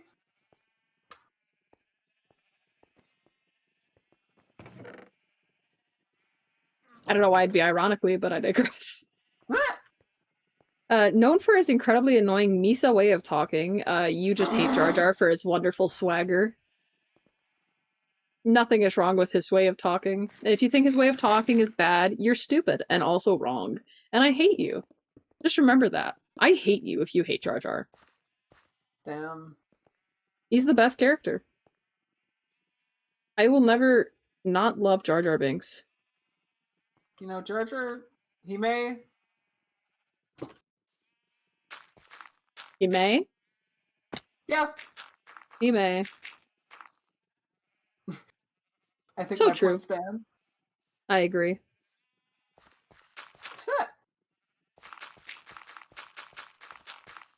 Oh, boy. I gotta check something real quick. Okay. Okay, yeah, we are keeping it at this level. Cool. Alright. Jar Jar Binks' dialogue leans into the negative racial stereotypes. I actually think I have heard about this, funny enough. I think it's a specific accent that he has going on or something, but even then, I'm pretty sure the accent he was doing was one that would sound closer to a black guy's accent, and the guy who is Jar Jar is also black to my knowledge. Yeah, he is. Yeah. So, like, I feel like that at least helps. You know what I mean? Like, Yeah, I'm like, I mean, it's the same way, like, I have zero gripes with, like, characters, like, for, what the hell, I never minded this out. There's just windows on a wall, huh? Yeesh. Because, I mean, I don't think you would know this character, because you just never watched Cartoon Network, but there was a character, Grim, who was the Grim Reaper, and they gave him a Jamaican accent. Okay. But which, mind you, I'm pretty sure a lot of people actually really liked. Funny enough, I don't even think it was the There are intended more accent. pillagers! We're not even done with the hero of the village! Hey, if we fight fast enough, we make it here in the village too. Hold on, let's go, let's go. Is that a thing? I think it is. Hold on. Move. Let's find out. Okay. Sure.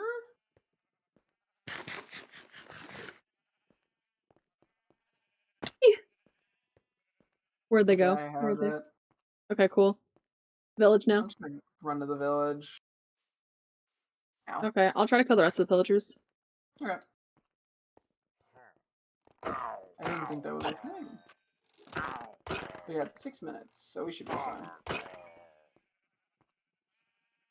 Yeah, we should be.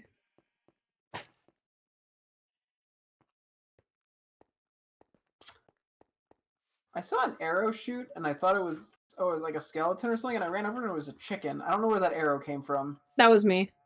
Oh, okay.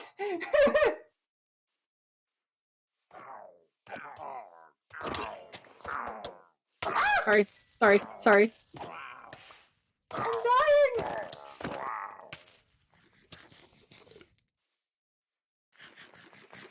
I mastered the PvP blade and this is how you treat me? Yes. Sorry. Ah, okay, now Will I I make feel it better? Yes. Where are they? Did they spawn somewhere else? Oh, I see them. They're kind of by the trees. The birch trees that I planted.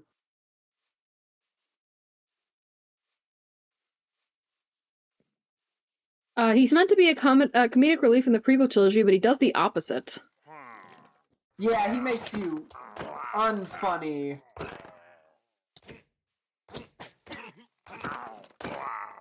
Well, let me do my Redditor voice. Wow, I didn't know Jar Jar Binks was a woman. Get it? Because women aren't funny. Whoa, babe. We all know that that's a false stereotype. What? No, Reddit told me it isn't, so. Honestly, I feel like that's more of a Twitter thing at this point. I mean, there's definitely subreddits like that, but Most certainly there are still Redditors who's I've seen it like within the week of Redditors being like, women are not funny. Women need to stop comedy. I've seen it on Instagram too, funny enough. yeah, I mean, there's always like I want to call it sexist, but it's like it's just like beyond. It's just stupid and like wrong, which sexism is. So I guess it's the same thing. Okay, I rest my case. I don't know what I was arguing there. I don't either. Instead, Jar Jar sticks out like a sore thumb in every scene he's in. Oh, I thought the raid was already done.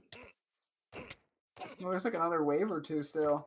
I meant like this round of the wave, I mean. Oh, okay. Yeah, there was one dude left. I was like, why is the bar not charging?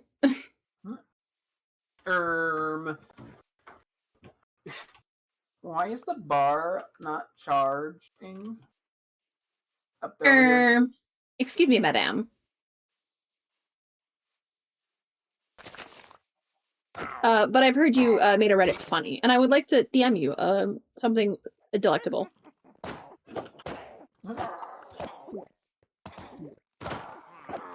What is that very bright blue thing? I know there's like blue for like speed, it looked like. But what was the other blue? A cat? A kitty! There's a meow meow on the loose. It is a real silly goose. Up there over here. I have found the pillagers, as well as you have done that as well, friend.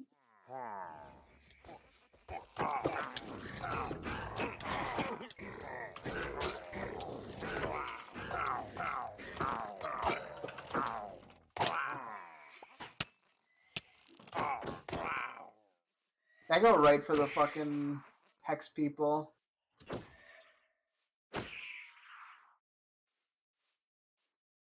Alright, who are we missing? One's over here.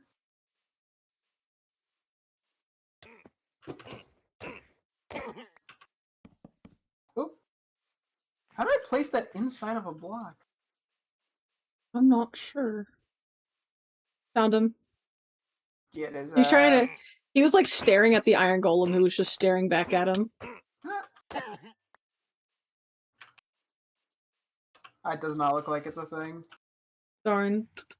I was just curious. Anyways, nappy nap time! Yay! Jar Jar was marketed as a major character in the Star Wars prequels. While he lived up to that role, it's hard to find a single Star Wars fan who doesn't wish his screen time was significantly less or just not at all. Me, I'm the Star Wars fan. I wish we had more Jar Jar, actually. I hate all of you. I wish Jar Jar was the protagonist, the main protagonist of the Star Wars prequels. What? I don't care about Anakin Skywalker. We needed Jar Jar. Who? Anna, no, Skywalker.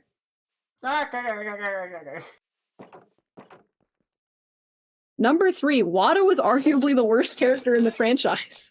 What?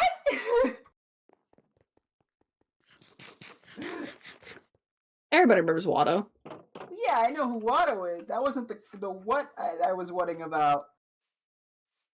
Well, you see, a character everyone who would love to pretend never existed, Watto proved to the worst of the worst. He's a slave. Don't speak for me. Who's we? Not all Uh, Star Wars fans. we as a console released by Nintendo. Yeah, better than this fucker. What's his name? Let me at him. Let me at him. Ooby doo, ooby datum. Putting all your building materials in the not the spare stuff chest. Sorry. Ah, sorry, it's hell over there.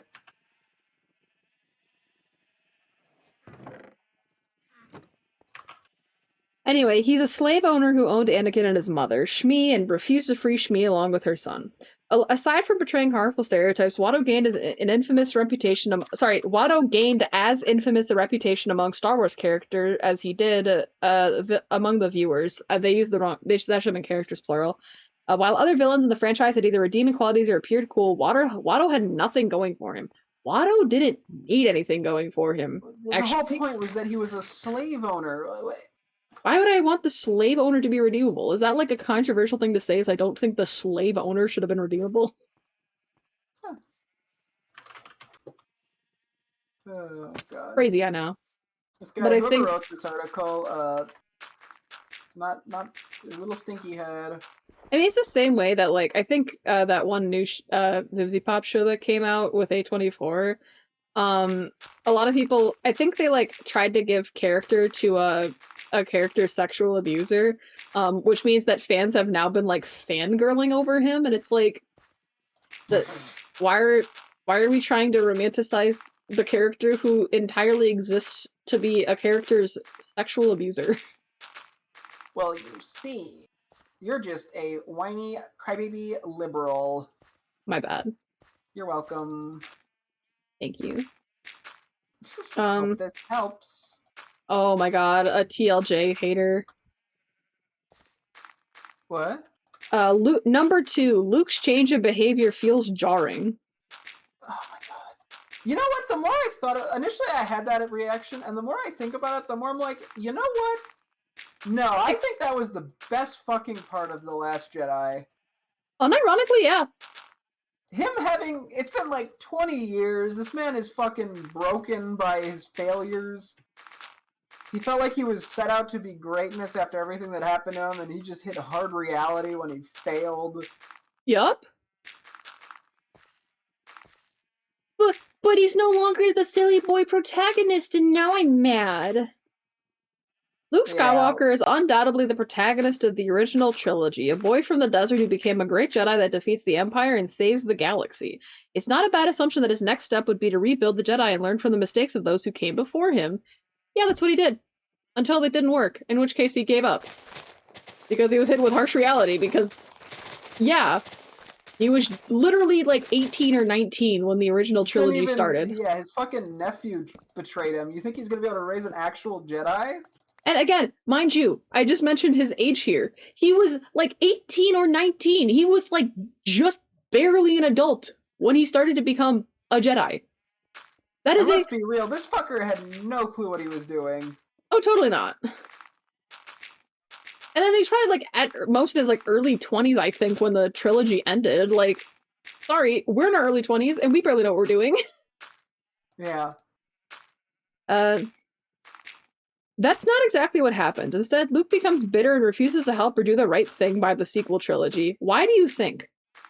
What? Because he tried to do the right thing and it didn't work.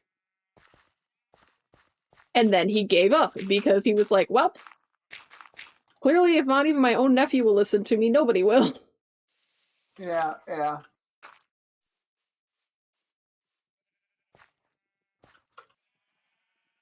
think the guy who wrote this article is stupid. Yeah. That's just me. Top 10 article writers who age poorly. Number 10, you. Nah. Number 9, also you.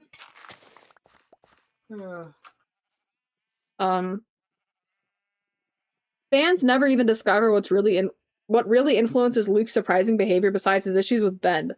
Yes, it was his issues with Ben. That's the entire thing! These people watch the movie with their eyes closed, I think. Yeah, no, this is why we need media analysis in school. Yeah, Huh. this is true.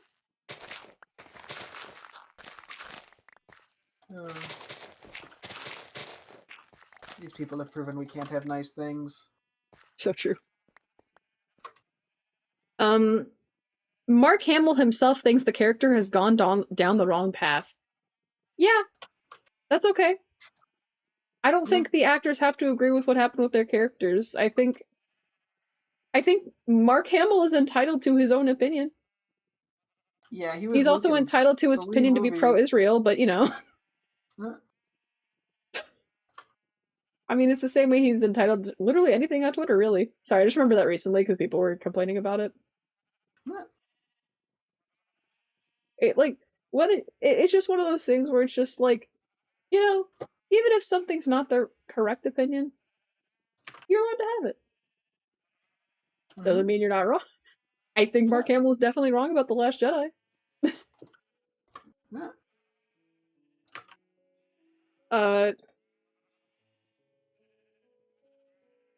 And number one, you know what? I'll agree with them on this one. Somehow Palpatine returned. Yeah, that one was. That was a dumb one. Yeah. That they had no clue what the fuck to do now that Snoke was dead. Oh yeah. Which, to be fair, they didn't even have a plan for him at all to begin with. No, totally not. Like, not in the slightest. That's because they should have written the whole trilogy before they started filming. What? How would they do that? And think? Or at least had a general plan in place. Why would they do that? Like, I get, reworking a few things based off fan reactions. But, yeah, totally. The entire movie? The entire movie, baby.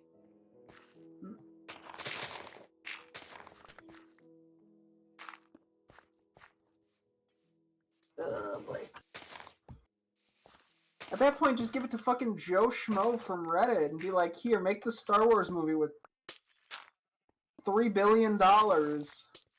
Literally. Somehow Joe Schmo would do it better. No. No, he wouldn't. It's a Redditor. What are we talking about? Yeah. There's no fucking way a Joe Schmo would do better. No, totally not. I feel like sometimes Joe Schmoes can cook. It depends on the Joe Schmo. Yeah, but the issue is having them write an entire script, not just give ideas. Yeah. Would go disastrously. Oh, totally. I mean, even as somebody who does, like, writing as a hobby, it's not easy.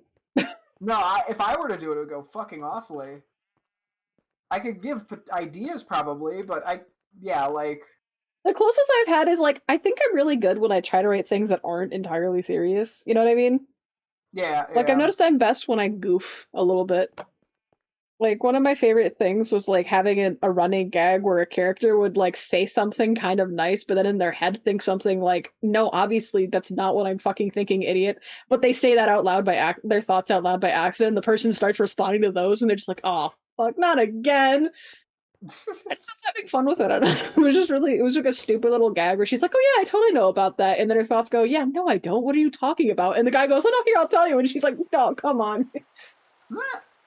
Or just like, or the time where it was just like, oh, do you not think I'm doing this properly? And in her mind, she was just like, yeah, kind of. And then he's like, all right, you want to do better? And she's like, oh man. Like, it's the thing that I've had as like the running gag that just keeps the plot moving forward a little bit, you know? It's just, like, it's not overused. I just kind of sprinkle it in the story a little bit. Where I'm just like, this would be a moment where the character thinks to themselves and is like, huh, clearly I'm the one in the right here, and then just, like, says their stupidest thoughts aloud. I think it's just fun. I don't know. I think characters should do that a little more.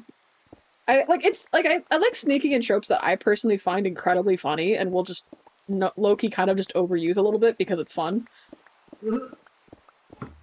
I guess we should probably go night-night. Mm-hmm. And I may as well grab more glass anyway. Anyways, Emperor Palpatine went from one of the greatest villains in movie history to being nothing more than a joke to Star Wars fans. Okay, hang on, that might be a stretch. Yeah!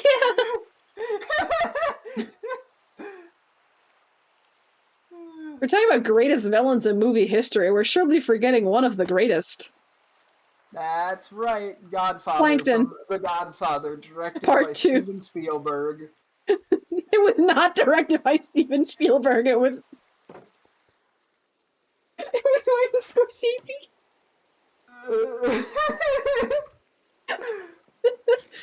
You're right. I'm sorry. It was James Wan. Otherwise, really, probably wasn't even fucking alive when The Godfather came out. Hold on, James Wan aged. This man is 46. He was born February 26th, 1977. For reference, Godfather Part 2 came out in 1974.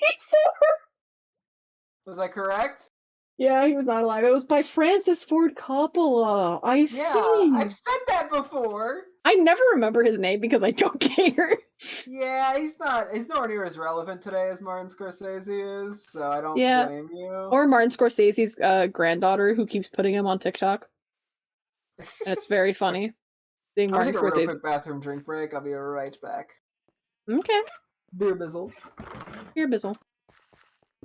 Face sizzle.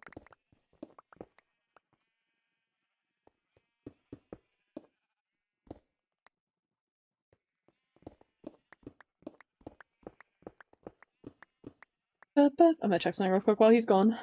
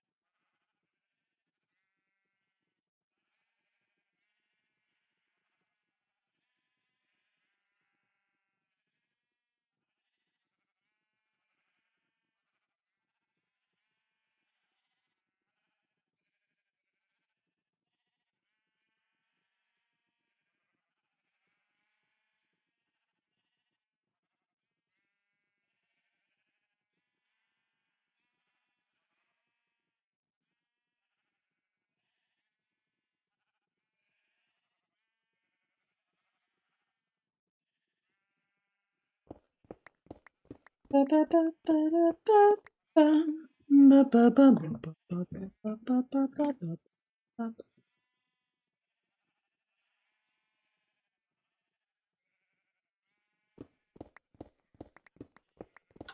I'm back. Welcome back. We were just talking about Martin Scorsese. Yeah, who's the worst? This is true. Anyway, he's seen dying at the end of Return of the Jedi, being tossed down a shaft, presumably to his death. However, he returned as the big bad villain in The Rise of Skywalker with no explanation other than somehow he returned. Aside from it was like a clone, wasn't it? Yeah. Yeah, there was a reason explained. Dumbass. But you see... Didn't even pay attention to the movie that I forgot almost the entirety of. If even rackmc100 could remember.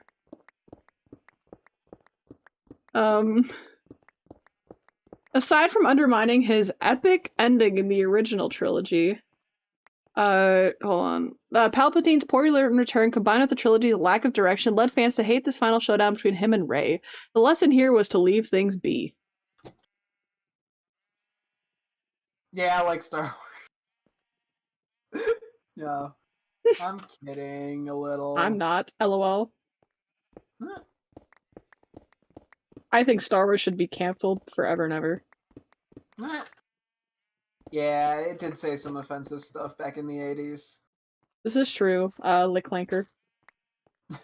That was definitely not the 80s, but No, it totally was. What are you talking about? You know? Um. Oh, my legs. Do we have... No, okay. Anyways, 15 worst Star Wars characters ranked. I'm gonna send this to myself on the computer so I can pull it up on my PC instead of my dying phone that is on 7%.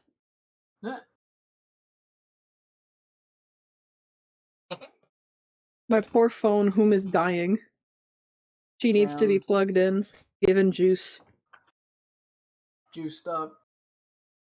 On a Thursday. Plug going up on a Tuesday. I am pulling up Screen Rant on my PC. Mm-hmm. Alright, 15 worst Star Wars characters ranked. For some reason, the preview picture of this has a battle droid. I'm scared. No! Alright, Screen Rant. Tell me why you think number 15 somehow belongs to the Ewoks? Okay, they're fucking... Is this Screen Rant you said? Mm-hmm. Of course it's Screen Rant. Everyone in chat, can we boo this guy? Boo! Boo! This guy! Boo! What, is he like, oh yes, the Ewoks are not emotionally intelligent characters that the audience can relate to on a spiritual level. Like, bro, they're fucking Ewoks. Yeah, like they're supposed to be silly. They're just cute little things. Nobody's watching the. Alright, let's see. When the Ewoks made their first appearance in Return of the Jedi, they were met with mixed reactions. While some of the younger fans enjoyed the teddy bear aliens from Endor's Forest Moon, several older Star Wars fans felt that the Ewoks were a way for George Lucas to pander to children in order to sell toys. I mean, Ooh. yeah, but so... Right? It did make sense that the Ewoks, a relatively primitive and superstitious race, were able to mobilize an army equipped with only stone tools and miraculously defeat the Empire's stormtroopers on speeder bikes and AT-STs. You see, it's because they were silly. Yeah, it's because they worked together as a unit and were smart, unlike the stormtroopers whose entire battle strategy was just to outnumber everyone. Right? Then we also have many Star Wars fans who were born in the 1980s or later may not even be aware of the severity of old fans' dissatisfaction with the role that Ewoks play in Return of the Jedi. However, before the prequel films, the Ewoks were often considered the most embarrassing and disappointing part of the Star Wars films. Star Wars fans complain about everything challenge. I guess even back in the 80s, they complained about everything. Yeah. Tell me what the problem is with freaking... They're Ewoks! God. The Star Wars fans... Complete sentence.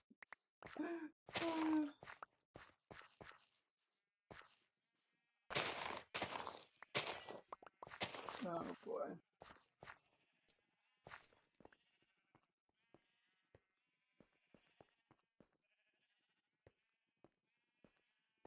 Yeah, I don't know what else to say on that one. Me neither. Which is why instead of saying anything, I'm going to read the next entry of Sam Wessel. Oh, okay, that's fair. I mean, not like a bad character, but like she just served no purpose. I mean, she was just there to move the plot along. Yeah, let's see what they say. Probably just that. Sam Wessel is a bounty hunter contracted by Jango Fett to kill Senator Amidala in Attack of the Clones. Unfortunately, Sam Wessel is impressively terrible at her job, leaving many fans to wonder why Jango Fett would pay for her deadly services. She was terrible at her job because of plot armor. I hope this helps. Well, I don't think there was anything that implied she was terrible at it. She got, dude, fucking like Anakin like jumped out a goddamn window and grabbed onto her like drone. Yeah. You think she was expecting that? She's probably used to killing like regular humans. Not fucking psychopaths. Well, you see, she should have known there was going to be Jedi, obviously. Yeah, and yeah, she should have known and tried to prepare, but also like... And? Who cares? Don't we have like better things to worry about in life? No. We're Star Wars fans, remember? To be fair, yeah, I guess I'm complaining about him complaining about something that's very minor. So I'm not really achieving anything here. Yeah. Also, I think that's a good. I've just made like a random ass curve. Ooh. Wessel doesn't try to hide the fact that the senator is in danger. After all, she sets off an explosive, destroying one of her ships and killing many people, including one of the senator's body doubles. In her second attempt, Wessel utilized ASN-121, a droid that deposits deadly cohuns into Amidala's room.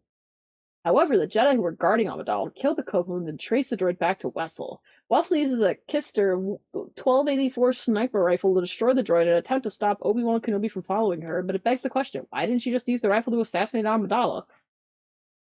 Because she the bug.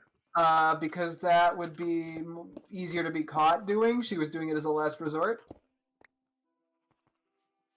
Because if she shot through a window, they could track her a lot easier, most likely, than a droid. I don't know. No, Zach, you don't get it. You don't get it. Just shoot Amidala. God. Honestly, okay. Like, there's been a trend, and I kind of blame, yeah, like, between CinemaSins who fucking are dumbasses, and even, like, Your Movie Sucks, who I think makes actual valid points, but people get the wrong idea of what he's doing and why he's doing it. Mm-hmm. Like, people, like, the rise of that type of thing has led to people, like, trying to pull apart every tiny thing that takes 2 seconds to come up with a decent mild, answer for, reason, because it's often something so minor, and they, like, I mean, it happens a lot with Star Wars fans, but probably a lot of just people in general now, is they want everything to make perfect sense at all times, when in fact, like, it doesn't need to be, like, if there's a half-assed answer that applies, it's fine, because it progresses the story, and that's its only goal a lot of times, is just to progress the story. Oh yeah, So, I mean, literally one of the writing advices I remember learning was like, these characters are not real people. You only have to write things that will be relevant to the story. These people are only people in the duration of when you write them. You don't need to know their, like, favorite color or something. And you don't need to, it doesn't, like, especially when it's, like, side characters like that, like, you don't need to understand every little decision that went through her head. Like, she probably has the sniper to defend herself in certain situations, but it's easier to send in the drone because it's a lot stealthier, and people are not gonna, if she has a fucking gunshot through her head, people are gonna go, holy shit, she was assassinated. If someone goes through and sees that she's just dead and it's a little poison bite mark, they're not gonna immediately go, that was 100% an assassin. No, it was specifically poison gas. The thing is that they was trying to make it was supposed to look like a natural death. Because if it was an assassination of a senator, people like would get all up in arms. Somehow some bugs got in the room that shouldn't have been there. Like, there's a million reasons that make, enough sense that it doesn't fucking matter. But why would people ever use their brains, Zach? God, you expect too much of people. Yeah. Anyway. Yeah. Of course, Wessel's weaknesses are mostly due to the inevitability of the plot. She was never going to succeed in killing Amidala because Amidala is the main character and an integral part of the prequel trilogies. However, a surprising amount of Attack of the Clones is devoted to Wessel's strange attempts. Yeah, that's because 1 and 2 could have just been one movie. But a strange amount? It was like 5 to 10 minutes. Yeah! Action scene because it leads to the discovery of the clones. I mean, yeah, like, I guess some of it doesn't, like, the ship blowing up isn't really that important, but... Oh, no, but yeah, everything that's happened so far in the first 2 episodes of The Bad Batch definitely needed an hour. Yeah, I mean, like, at but least God forbid Sam Wessel do things for... The episode tried so, it's just that there was no tension in any... I feel like when you first watch Attack of the Clones, there's some tension if you don't know that she makes it to the fucking 3rd movie. Oh, yeah. Because she does feel reasonable to be a character that would be killed off, because she's sort of just like, a character from the first movie. That's all she is. Well, yeah, like they hadn't established her yet. Kill all the Bad Batch off right now before anything happens in the season. The only characters who were at any risk were those little boys. And they weren't ever. The second they saved the one boy, you're like, oh yeah, none of these kids are dying. Yeah, no. And it becomes I absurdly also feel obvious. like also Disney's not just gonna like kill a kid on screen. That's weird. Yeah, although that would Most have been things pretty don't fucking. do That that. would have added actual tension. Oh yeah. Honestly, I feel like we don't kill enough children on screen. Clip that. I know I sound like an insane person, but that's my honest opinion. Clip that, friends. Can we get a replay on that? This is purely from a movie perspective, not in real life. Real life kids obviously don't deserve to be murdered unless they steal my chocolate bar. Why is this so specific? Fucking Jeremy. What child stole your chocolate? 5th grade, no. Who in 5th grade? Jeremy, no. Jeremy moment. Anyway, number 13, Boss Nass. This isn't a big character. Like, it doesn't matter. Well, the best of them, the portly toad-like Gungan leader Boss Nass suffers from many of the same problems as his fellow Gungan Jar Jar Binks. He speaks in accent and broken English and dresses in a robe which some fans believe looks similar. He speaks in broken English. Fucking idiot. And in which some fans believe looks similar to a boo-boo worn in West African traditions. He complains about the humans on Naboo, saying they think they so smarty, they think they brain so big. His speech patterns and accents seem to undermine his point, and instead of making him seem like an admirable alien leader, he appears dim-witted and unintelligible. Sorry, you said what? If any, okay, sorry, the guy, just because it's so fresh in my mind where the guy said the Jar Jar Binks accent was potentially racially stereotypical, are we really going to then turn around in a different article? I mean, I guess it's a different website, but then say, oh yeah, by the way, this guy's accent that's clearly, like, based on a very specific real-life accent makes him sound stupid? And you don't think that might be racially insensitive? Is to say an accent of this very... He basically is just going, yes, people have broken English. Bad characters. I'm like, I don't know if you knew this, but that's just an accent. Boss Nass has an accent. I don't think him saying they think they so smarty, they think they brain so big makes him stupid. It's just funny.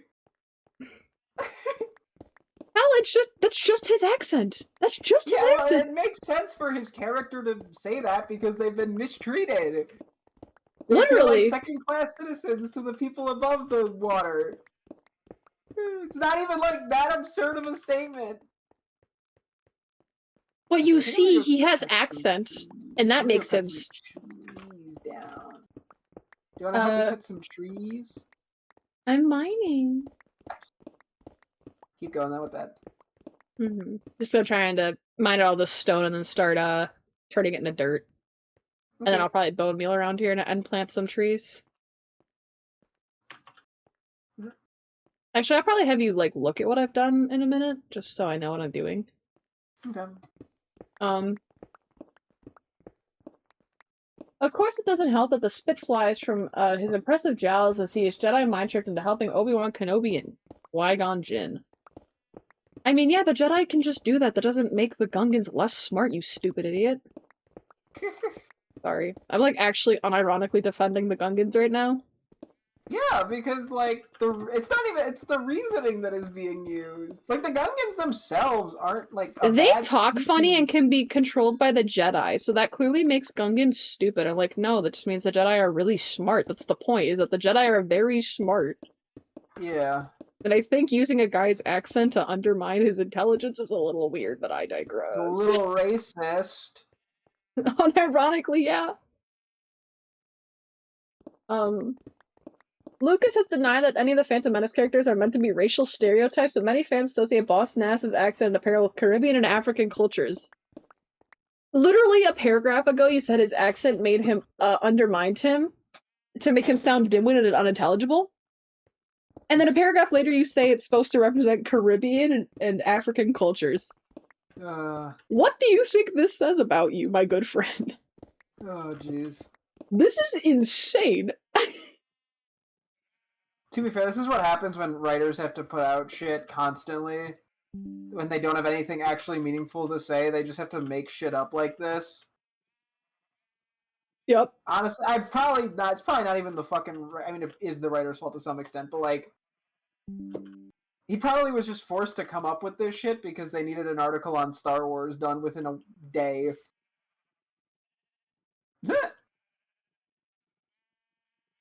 Oh yeah. And even if it is like, I don't think just Jar Jar is the one who's stupid. Like as a character, like he seems like a perfectly fine leader. So, even if it is based off a stereotype of an accent, it's not like that big of a deal. I mean, I guess if they hired a white man to do it, it's a little weird. But even then, it's just a voice. Yeah, Jar Jar, like, let me see, Boss Nass actor. Let's find out. Boss Nass, okay, Boss Nass is played by a dude named Brian Blessed, and he looks like a white pastor to me. So, okay, yeah, I mean, a little strange, I guess, but it's you know. I think they were just going for a weird voice, and it just so happened to line up. Yeah, it's like, I think, And like, nothing about it is inherently, I guess, offensive. It's not like they're trying to portray people I of don't that think the accent Gungans are anyway. portrayed as stupid. In fact, I think most of the Gungans outside of Jar Jar are portrayed as pretty smart. Or at least, like, yeah, like, Averagely equivalent to the intelligent. average human in intelligence.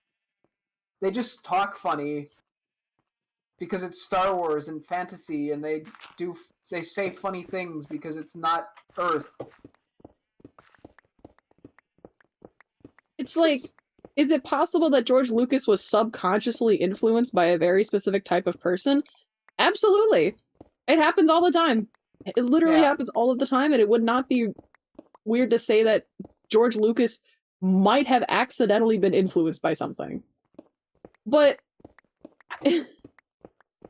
it's like, regardless, I just feel like it's very funny to point out, like, oh, this may have been a racial stereotype. Anyways, I'm going to call this accent makes you sound stupid. Yeah.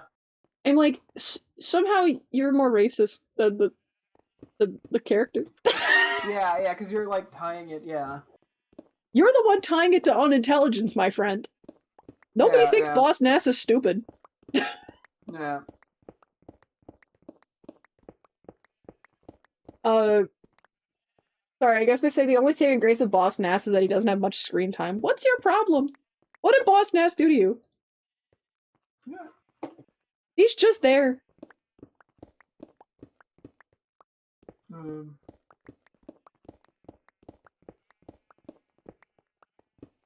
I like how it's funny that we're just picking the most like unimportant characters and actively defending them because people make lists like this and don't even they don't do a good job. That's it. Oh yeah. Like you could probably make an argument for it. Like at this point, the list is just like 10 Star Wars characters who are unimportant to the overarching storyline. Like that would have been a much more accurate title. Yeah. I'm just. Oh, speaking of this one's a very interesting pick. Number 12, Jocasta Nu. She's in the films for like 15 seconds. She's just like a librarian. It's just a character that's there for the sake of being a librarian. All right, hold on. Honestly, I think one of the worst characters from the It franchise is the librarian. I actually think one of the worst characters from It is like an extra. Those two gay guys from the very beginning of Chapter 2. Yeah, I just feel like they were kind of dumb for one of them dying, you know? Right? Like, imagine dying. How could you die to Pennywise while or having Georgie? that accent? Georgie was stupid, because how could you fall for a clown in a sewer? Yeah, stupid like he was 2-year-old. clearly evil. Did you not look at him? Yeah. Anyway, Jocasta Nu is the Jedi Master who was the chief librarian of the Jedi Archives on Coruscant during the time of the Clone Wars. On one hand, she has the potential of being an amazing character. She's a Jedi Master entrusted with the history of the Order and a problem solver who can guide Obi-Wan to the answers that he desires. Except that isn't what she does at all. Okay, what's on the other hand? Anyway, what does she do then? Sorry, I'm like, you can't say on one hand and then not say on the other hand. They just said on one hand and then finished it. That's the full sentence. That's the whole paragraph. Like, that's not how this works. I'm looking through the rest of they don't even say on the other hand at all in the rest of this. Sorry, When Obi-Wan goes to Master New to inquire about the mysterious planet Camino, she helps him search the archive, but when search comes up empty, she tells him if an item does not appear in our records, it does not exist. Smugness aside, this is the most close-minded, narrow, and ridiculous view. If something does not appear in the library, then there's a chance that it hasn't been discovered yet. Jocasta Nu perhaps exemplifies the inflexibility and prideful short-sightedness of the Jedi Order as a whole, but she also feels like a missed opportunity. She appears in the film for 15 seconds. Also, yeah, okay. Well, I'm pretty sure someone deleted the archive, so it would have been there. Yeah. Like, that's Um, what it was implying, is that she wouldn't have expected it to be deleted, so of course she would have been like, yeah, no, it's obviously not a thing, because why would it be? yeah. We would have it if it was. Anyway, Well, and number also, 11. what do you Oh, mean, go ahead. what was I gonna say? And you're saying that Jedi being arrogant makes her a bad character? Like, that's the entire point, is that the Jedi Order falls because they are too full of themselves. I think people conflate characters who are bad people with characters who are Or with written poorly. flaws. Yeah, like, flaws are not poor writing choices. I'm sorry. Like, I think it's like a character is supposed to have negative traits to them because that's what makes them a character. If characters were You purely... know how in Avengers Infinity War, Thanos escapes because Quill starts punching him in the face while they're holding him because he starts talking bad about Gamora? Yeah. Initially, when I saw that, I thought that was bad writing. I was like, that's so stupid. Why would he do that? Like, that's such a dumb thing for him to do. And then I thought about it a year later, and I was like, no, wait, that's entirely his character. He would totally do that. Oh, yeah. And then I went, no, that's not bad writing. That's good writing. Even if it is used in a kind of lazy way to make sure the plot moves forward. But, like it fits his character. It's not bad writing because he does something dumb. Because they justified it. Yeah. Because it's his character. Well, you see, if character do bad thing, it's because bad writing and lazy, and you're stupid. Yeah. Anyway, number 11, Unkar Plut. Who? What? When actor Simon Pegg was added to the Force Awakens cast, it felt like an opportunity for the hilarious character actor to add a unique character to the Star Wars universe. However, Pegg's Unkar Plut has about as much personality as Grumpy the Dwarf. As an anchor crew who deals with scrap pieces on the planet Jakku, Plut was originally going to play a larger part, or at least Chewbacca was going to pull his arms off. However, he ends up being a momentary blob in the film. While Chewie pulling off Plut's arms doesn't actually sound like a very good addition to the film, it was at least going to be something that involved Plut, who otherwise didn't add anything to the film. Additionally, the actor himself is unrecognizable physically and otherwise. Peck playing Plut doesn't add anything to the story, and in fact, any actor could have played him. Sorry, you're mad because an actor that you liked didn't play a character that had a way bigger role? That's why we're mad at this?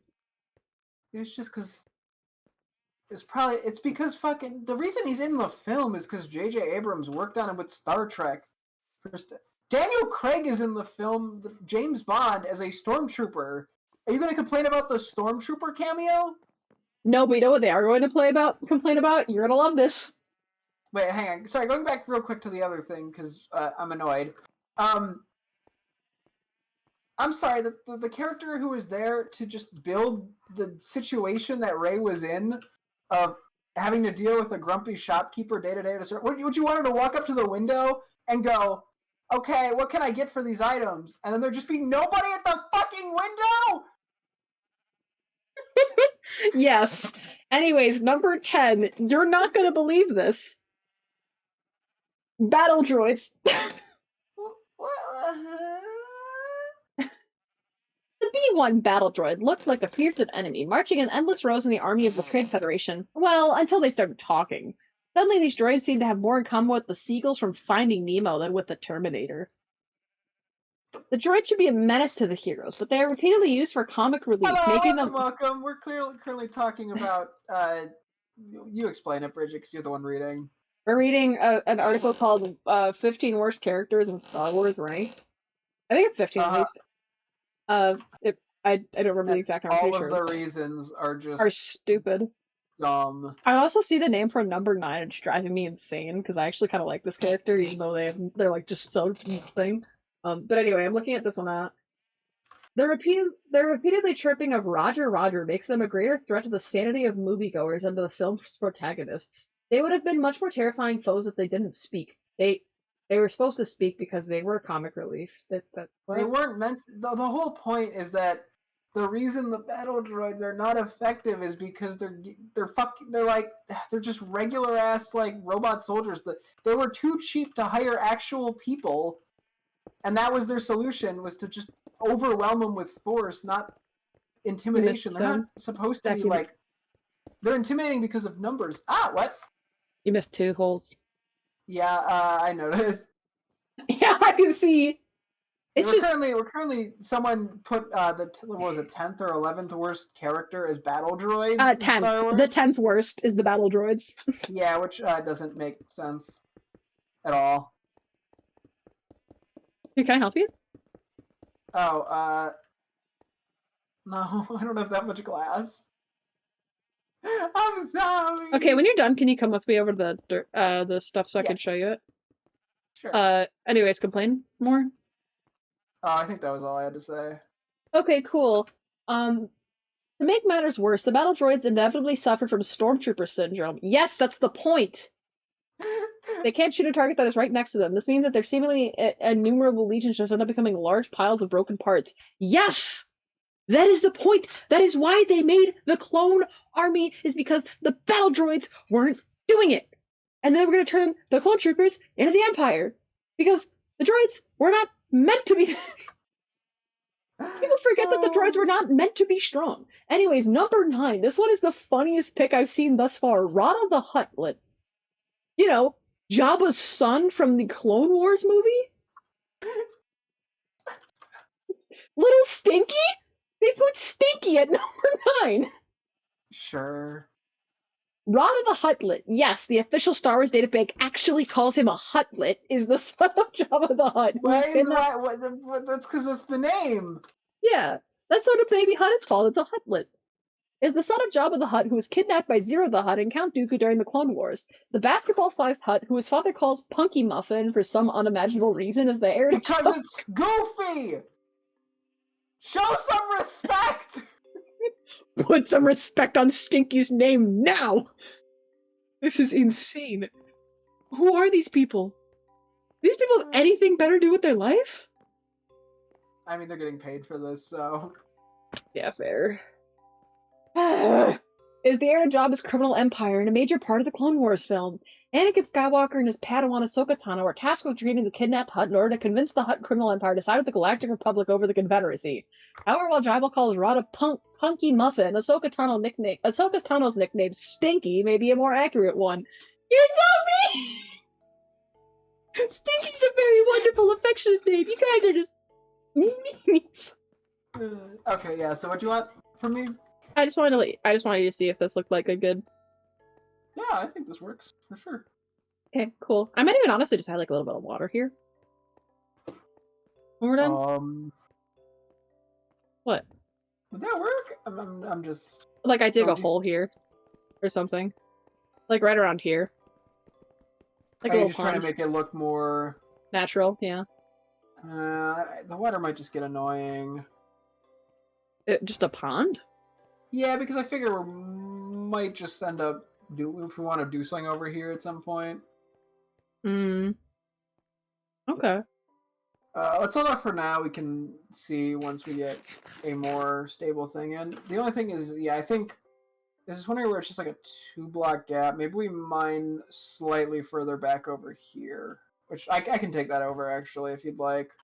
Take what over? There's the spot where there's only a 2 gap over here. Let me see.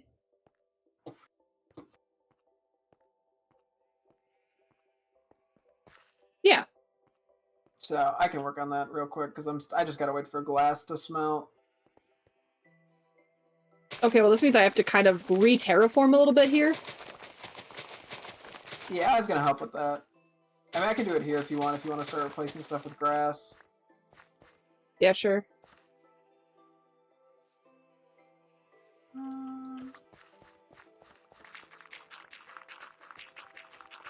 There, grab a crap ton of dirt real quick. Yeah. They say the baby hut makes a mixture of strange noises, including human infant noises and pig noises, punctuated with burping sounds. Yes, he's a baby. Hope this helps. Never contact me again. Oh boy. This is driving me insane. It's a baby. These people are mad about a baby. Yeah, but have you considered that they could be right? You're right, I'm so sorry. I mean, they're a writer. Like, they know what they're talking about. Oh, of course.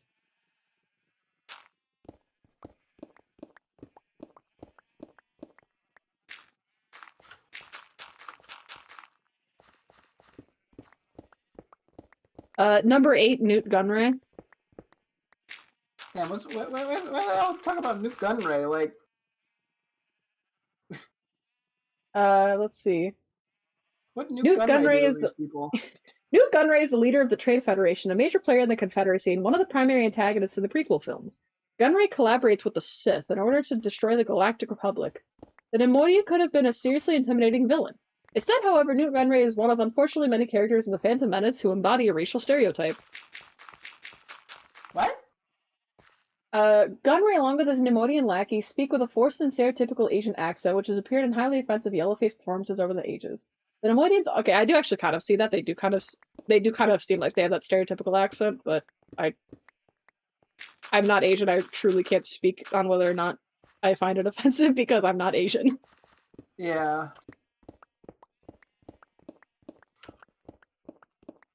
I don't know if you knew this, I'm not Asian. What?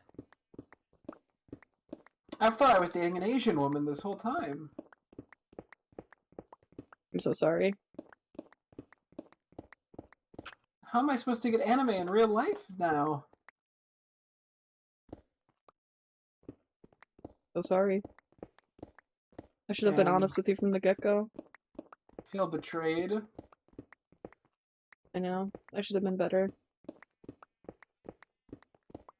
Anyways, the Neimoidians also wear robes and headdresses, which some fans believe were inspired by traditional Asian attire. Some critics think that Gunray's obsession with technology and the Trade Federation's conflation of trade and war was also played into a worn stereotype about Japan. While George Lucas denied these claims, the result is a character who is lame at best and offensive at worst. I mean, his whole point is he's supposed to be lame. Yeah. Like, he's not supposed to be this big, tough guy.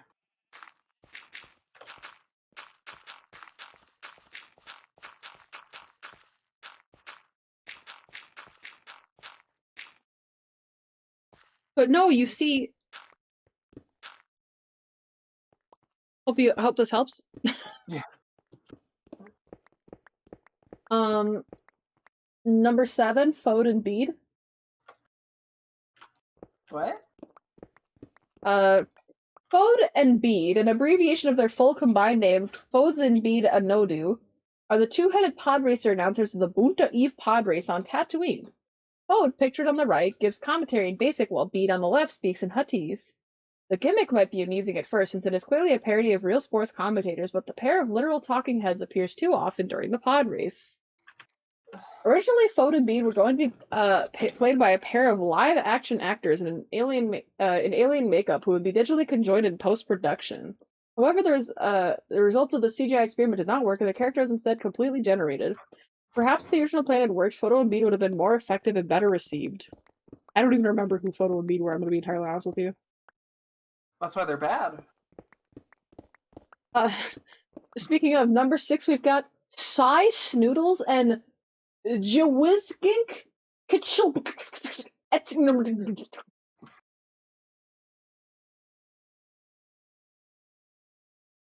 Sure. I'm just gonna send this one to you. Whatever you say, buddy. No, hold on. I was gonna screenshot their names, but I think you deserve to see what they look like, actually. I need you to understand how this is making me feel. Okay, let me see. Oh yeah, these guys from the Jizz Band. Yeah! They're hating on the jizzers. I'm no longer going to call them that. I really wonder why. The Max Rebo Band is a 12-member ensemble that performs Jedi rocks at Jabba's palace on Tatooine. The band sequence is unnecessary, and the special edition extended musical sequence is a strange tonal shift from the rest of the film. It is a cringeworthy addition. You're a It is a cringeworthy addition, cringeworthy. dick fuck. Got him.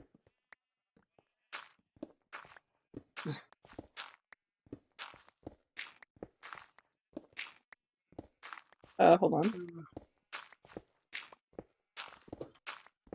Gotta outline this and then I'll continue. Okay.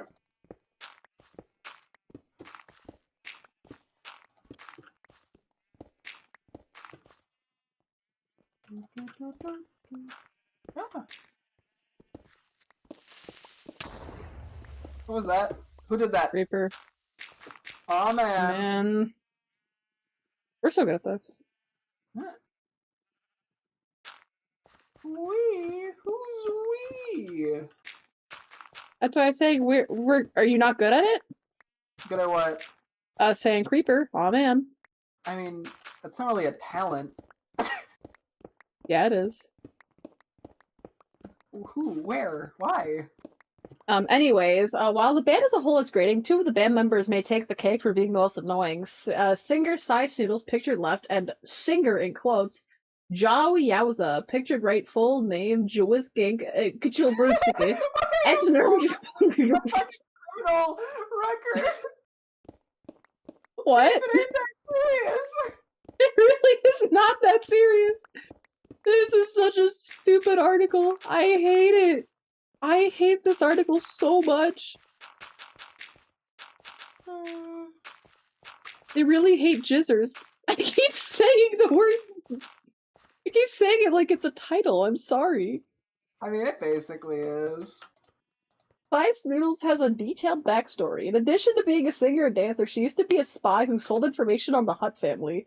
Joe Yowza, in contrast, only appears in the band sequence, but has a loud, obnoxious voice that reverberates throughout Return of the Jedi. The only thing worse than the band is its original name, Evar Orbis and his galactic jizz whalers. I wonder why they decided to change that. It seems so family friendly. The jizz whaler? Oh, that's good. That's really good. And by good, I mean horrible, but I can't tell if George Lucas is a massive troll or just genuinely stupid. I mean, he is Darth Icky guy, so. Which, the funny thing is, we still don't know if it was him trolling or being legit. I like they're like, is he gonna say just kidding? And then he refuses to elaborate and leaves. By far one of the funniest men to exist on this earth. Only him could come up with Darth Icky and Darth Insanius. Darth Icky unironically sticks with me.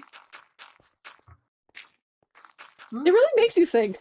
Why'd I just use a pickaxe? Like, how icky would he have been, you know? How icky could I be? I'm just doing what comes naturally. Alright, that was a Lorax song. Was it what song? A song from the Lorax. Oh. There was a fun fact about that song. They initially had another one that was far more anti-capitalism in its message, but then the company was like, "Hey, I don't know if we can do this one, guys." Yeah, well, we function under capitalism. What does that say about us? Are you saying we're bad people here? Womp womp. Oh, I fell right as you said that. Damn. Sorry. So sorry. Our number 5 is Lumpy. Lumpawaroo. How could you say that about my favorite character, Lumpy? Who's Lumpy? Lumpawaroo, or Lumpy, is Chewbacca's son who appears in the Star Wars Holiday Special. And okay, yes, never mind. Maybe he's right. And yes, the Holiday Special is in fact Star Wars canon. As it should be. Next question. I've never actually seen the fucking Holiday Special. I just remember that that's because it looks like 3D picture of this guy, but I thought the holiday special was 2D. No, it's like a live action thing. Okay, then what's the animated one I'm thinking of that had like Boba Fett in white armor? He's riding like a dinosaur. I don't know off the top of my head. Anyway, the holiday special may not do Lumpy justice. His backstory is heartfelt and powerful. He was an only child when he became enslaved by Imperial forces on Kashyyyk and forced to work in a child labor camp. Lumpy managed to escape from the camp and was about to be attacked by Imperials when his father and rebel forces appeared to save him. The story sounds like it could make for an interesting tale and introduce a new compelling character. However, the holiday special is a truly terrible film, and Lumpy's character suffers from an awkward and stilted performance. The script alone is highly cringeworthy. Perhaps in a future installment, Lumpy will have a shot at being a new, interesting addition to the large Star Wars universe. No, he won't. He won't. Number 4, Zero the Hutt. What's wrong with Zero's actually a pretty interesting character. Right? I really like Zero the Hutt. What is this dude's problem? Yeah. Zero the Hutt is a bright purple Hutt who is covered in colorful tattoos and wears a pink feathered headdress. Instead of speaking Huttese like Jabba, he speaks basic in a strange voice, high, raspy, accented, and with a lisp. In fact, according to Dave Filoni, the creator of Clone Wars, George Lucas himself specifically requested that Zero sounded like famed writer Truman Capote. After Zero the Hutt appeared in the Clone Wars animated movie and later television show, some critics were concerned that the Hutt came off as a mocking stereotype of a gay man. Lucas's strange request of making a Truman Capote Hutt does not help this accusation.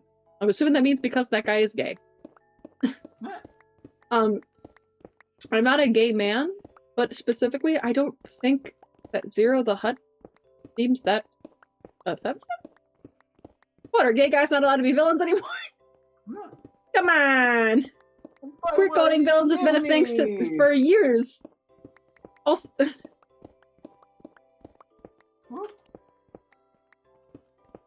I'm just like, surely we have bigger characters to be offended by than Zero the Hutt. Yeah, I think this person is just grasping at the most mild controversies as a way to justify writing this to begin with. Oh, 100%. Because they don't have any actual, like, critiques. Yeah. So they're just finding something that some guy on the internet said at some point. Mm-hmm. Like, don't get me wrong, I'm sure there are people who have criticism because it is kind of an obvious accent, but at the same time, I don't know that many people who would care. Yeah, there's just better things to be worried about in life. Yeah. Dave Filoni also defended Zero as a character, saying that Zero is a favorite amongst the crew. However, the character has not found many fans outside the studio and is generally regarded as a major misstep. I don't think so. I mean, you could be like, yeah, not very many people think of the character when you hear Star Wars, sure. Doesn't necessarily mean they're a bad character, it just doesn't mean that they're a major player. Yeah.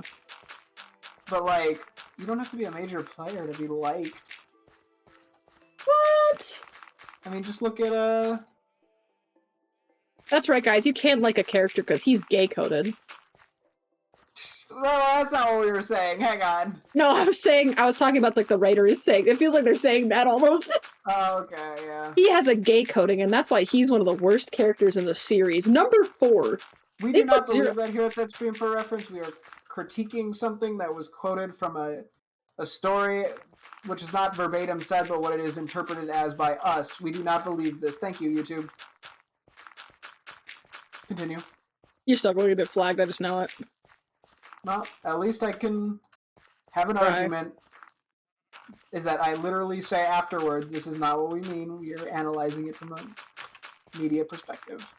Well, then don't analyze it. Anyway, number 3, Watto. What is with the Watto haters? I don't know, but number 2 is going to really make you mad. Watto is the junk salesman who keeps Shmi and Anakin Skywalker as his slaves on Tatooine. Watto is obsessed with money, and his miserly attitude is only mitigated by his weakness for gambling on pod races. While the Toydarian is immune to Jedi mind tricks, he's still tempted to make a wager with Qui-Gon Jinn, which ultimately leads to Anakin's freedom. Many critics, however, felt that Watto was an inappropriate anti-Semitic character, specifically his particular accent along with the personality invoked a stereotypical Jewish person. Additionally, even the trope of making a wager of life and death has been associated with evil Jewish men since Shakespeare's The Merchant of Venice. Unfortunately, Watto is only one of many characters in The Phantom Menace that appears to be based off an offensive character, and this repetition itself makes it hard to believe that it was accidental. Hmm. You know, I also feel like maybe putting a character that you didn't enjoy the writing of next to a character that you believe was a racial stereotype is probably not the best on this list. But that's just me. I feel like comparing a racial stereotype to, like, I don't know, I wasn't a fan of this character's writing. It's just a little funny. Huh? You know what I mean? Yeah. Not quite the same cup of tea. Why is there just a random slab down? I probably misplaced it and broke it and just didn't pick it up. You can give it to I'm me. putting it. Yeah, I got you. Thank you. Yes. You're not gonna believe it who number 2 is. This one's gonna make you a little. This one's gonna piss some people off. Okay. Number 2, Salacious B. Crumb. Who? The little weird little guy that Jabba has. Oh, the little monkey. They put the monkey That's at barely number. even a character. They put Salacious B. Crumb at number 2. They really. Oh, sorry, I did not mean to send a message in chat. They really put Salacious B. Crumb. Did Salacious B. Crumb kill this man's family or something? God damn. Salacious B. Genocidal, I suppose. Sheesh. Jeez Louise, what is this? Why do they have such a problem with Salacious B. Crumb? Let's find out. Salacious B. Crumb is Jabba the Hutt's pet, Kawaki and monkey lizard. He also serves as the court jester of Jabba's palace. Yeah, that's why he's like the least bad character I've ever seen. He's just there. Yeah, but you see, he was poorly written. His It's backstory wasn't Salacious compelling. It's Salacious B. Crumb! The result is a mocking Muppet that cackles and makes high-pitched noises to punctuate whatever non-specific action is happening at any given moment during the Jabba's Palace sequence of Return of the Jedi. The defining characteristic of Salacious B. Crumb is that he's incredibly and unapologetically annoying. In fact, this seems to be the whole point. He highlights Jabba's depraved and deadly sense of humor with his Wait, what? It could be the whole point? Wouldn't that mean it's not a bad character? Because it was intentional? Continue. Just pissing off the world's one and only Salacious B. Crumb defender. I'm just pissed off that this guy has no level of media literacy. I know, it's bad, and it gets worse. He highlights Jabba's depraved and deadly sense of humor with his squawks, whistles, and chatter. Yeah, that's why he's there. Congratulations. You figured out Salacious B. Crumb. You did it! I'm losing my mind. They have beef with Salacious B. Crumb.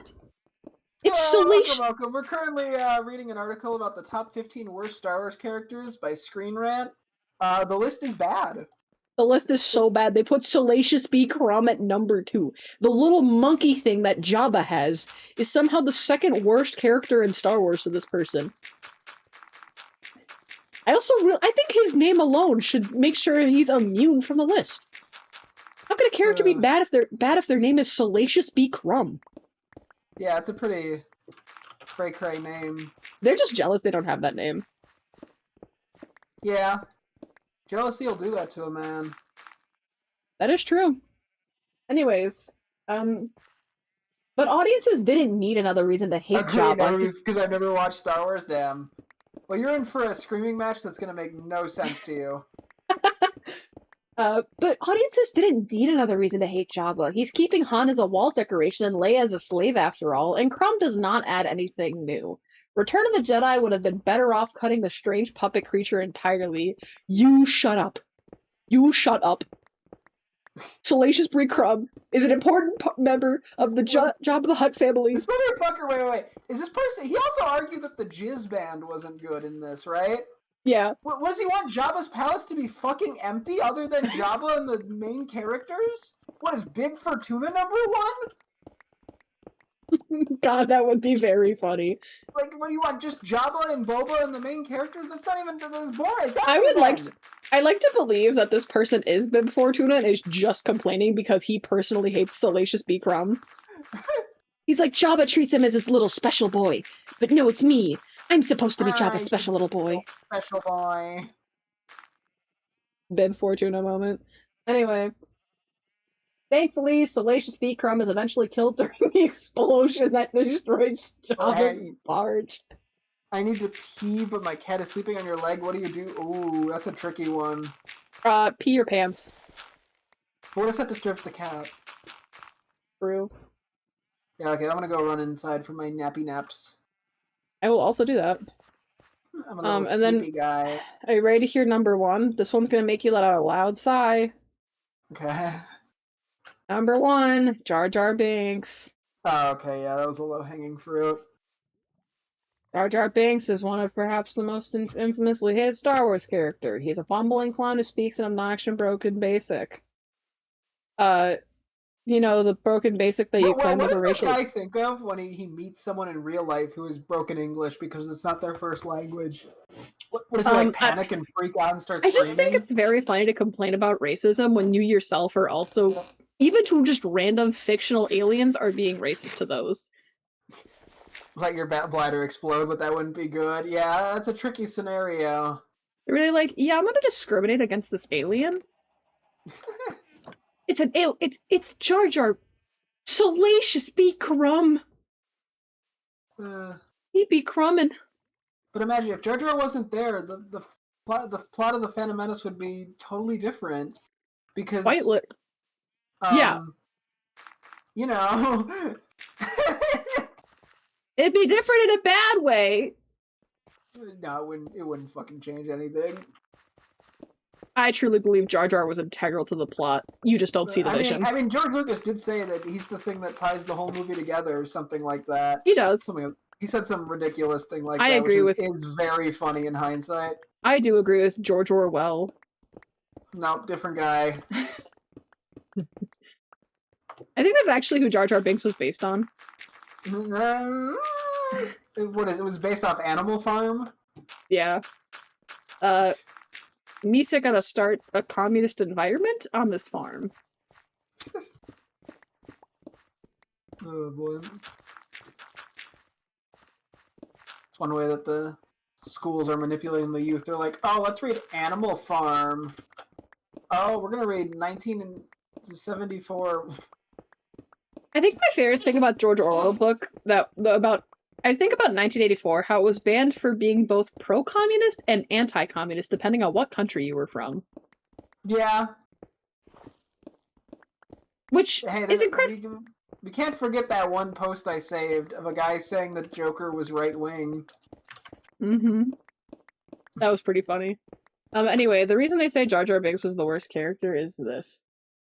While George Lucas claims that he was inspired by Goofy, the lovable and clumsy dog from Mickey Mouse cartoons, many critics of The Phantom Menace have had a hard time separating Jar Jar Binks' dim-witted antics from his faux Jamaican accent.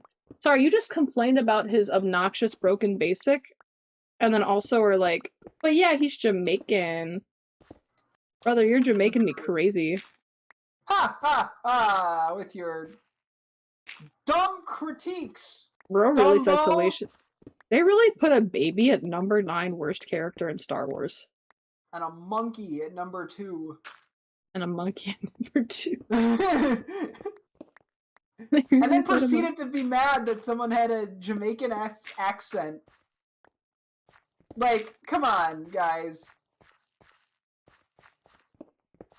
Well, you see, I'm discriminatory. I'm the discriminator. No. Once again, this is a critique of an author. This is not our actual opinions. Please do not believe this is racism, YouTube. We do not tolerate or condone racism in any capacity. Racism is a very bad thing, and we accept all groups for who they are. And except for groups that are like pedophiles, those don't count. But like races and sexes and genders and all that. Watch, I'm gonna get banned for saying I don't tolerate pedophiles. Unironically, that thing. Oh yeah,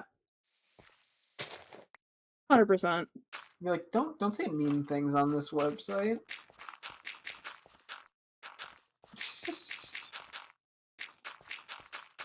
You're not allowed to H-word bad people. Anyway, they say. CSGO. Holy shit! Some fans have suggested that that the result of is a modern minstrel show which draws humor from caricatures that mock black people. Both George Lucas and actor Ahmed Best. Side note for myself, a black man, mind you. Ahmed Best is literally black, but I digress. Yeah. Were horrified that many people saw Jar Jar as a racist stereotype, and despite the fact that they both loved the character, Lucas chose to lessen Jar Jar's role in the subsequent prequel films. Yeah, because the actor got death threats and probably didn't want to show up to the set anymore. Yeah.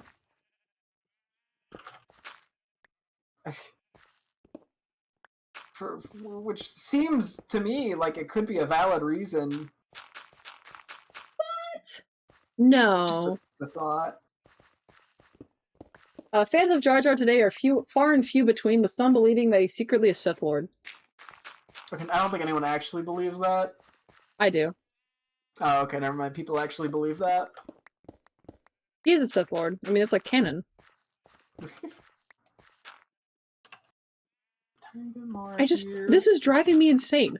They put a baby at number 9. And a monkey at 2, don't forget the monkey. And a monkey at 2. This article sucks. To be fair, I don't think there's any way you can write top 15 worst Star Wars characters without most of it being dumb, excuse me. Because it's just so hard to make an argument of that nature. Oh, yeah. You know what? Reddit, worst Star Wars character. I want to see what Reddit says about who they think. Yeah, they're going to say fucking Reva and stuff. Hong Krell. Okay, you know what? Okay, well that should...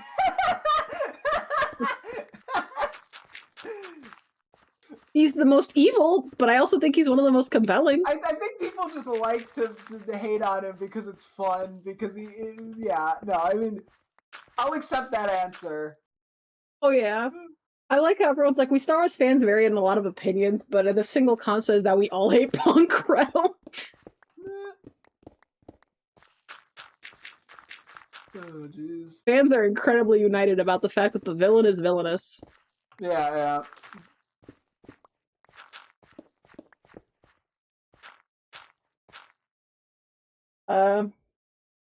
I don't know if he's the worst, but the most frustrating one for me was Finn. So much wasted potential. Yeah. Yeah, well, yeah, like, Finn's an argument, not because the character is inherently bad, but because there was so much more that could have been done that just wasn't. Mm-hmm. Agree. And that just makes it frustrating. Mm-hmm. I agree with this. Sorry, my brain keeps thinking about Salacious B. Crumb. You know, he really does make you think. He really does make you think. I'll grab some more dirt. I'm dirting it up in this place. Whoa! My head literally hurts because of how mad the Salacious B. Crumb stuff makes me. It's Salacious B. Crumb! How could they? Who hates Salacious B. It's Salacious B. Crumb! Yeah, I'd say he's far from crummy. You think people have better things to think about? No. Anyway, like I said, Jabba's Uncle Zero, why was he a thing? Like, where did that accent come from? All of the Hut-speaking Hutties, but Zero speaks basic, it sounds like he just rolled out of the French Quarter of knowledge. Haters. Because they needed a villain. I don't care. Yeah. They could have done more with him, yeah, but I don't think he's like the worst character in Star Wars. Well, but have you considered he's the worst character in Star Wars? Oh, my bad, yeah, sorry, hold on. I should have thought about that.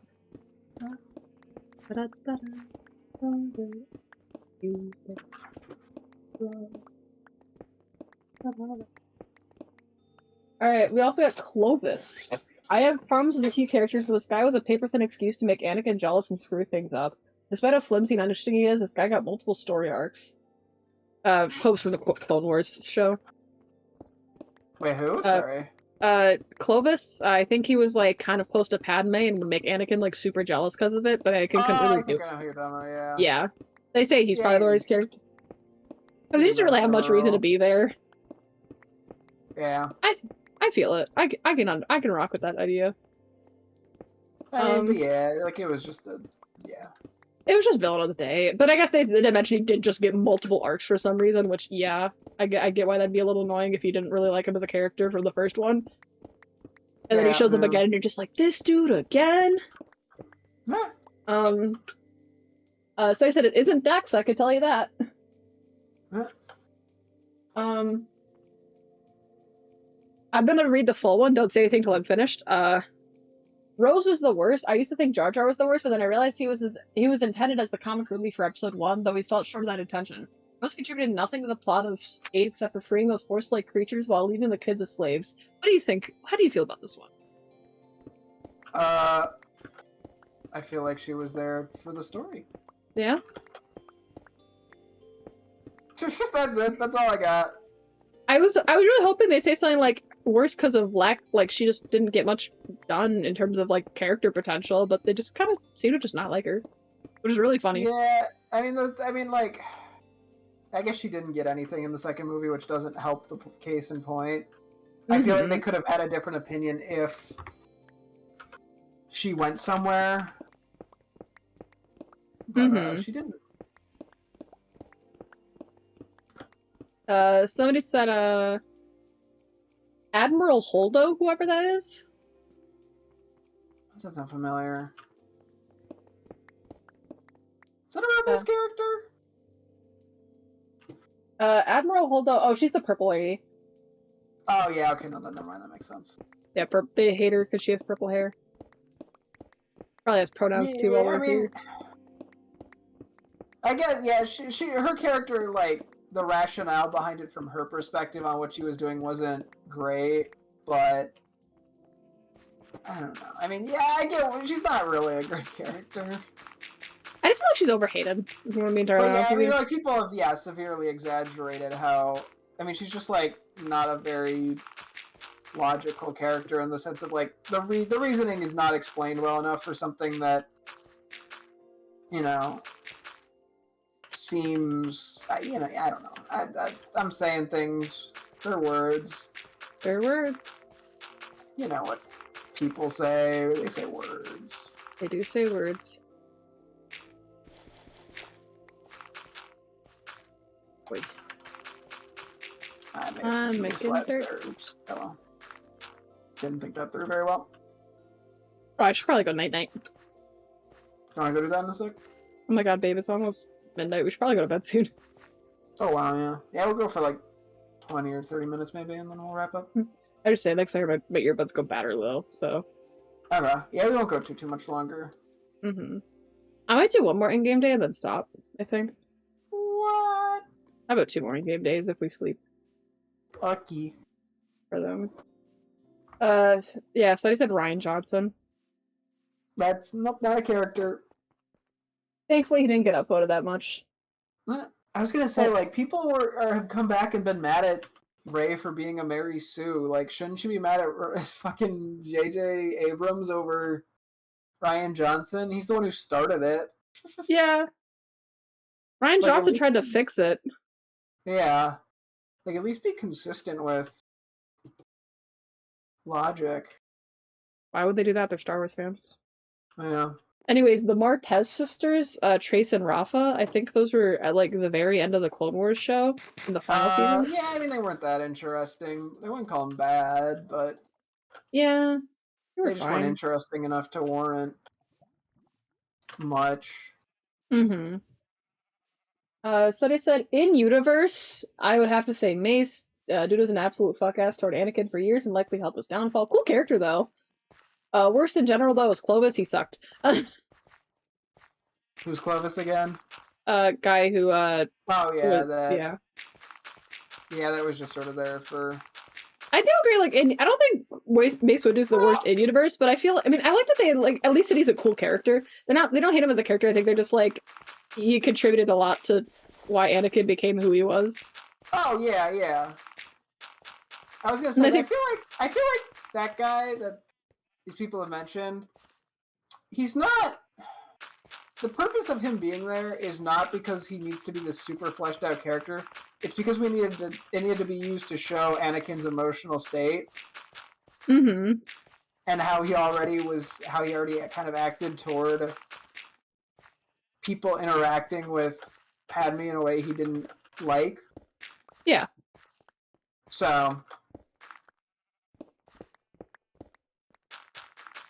What? You mean Clovis was a plot device like most villains can be when they're not that major of a villain? Crazy talk. Anyway, hot take, it's Yoda. In the entire series, all he does is send people back in or do absolutely nothing but sit back and let the bad stuff happen. He's supposed to be the strongest and wisest of all the Jedi, but we never actually see that, do we? based answer. Unironically, yeah. I mean, he's not. I mean, but yeah, like I guess, yeah. He does I think kind it's of. based in the sense that it's probably the most like creative answer we've seen thus far. Yeah, to be honest, yeah, like a lot of the times he doesn't show what he's supposed to be. Capable am I? Show you, I will not. Yeah, and in situations where it feels like he should make a difference, he doesn't.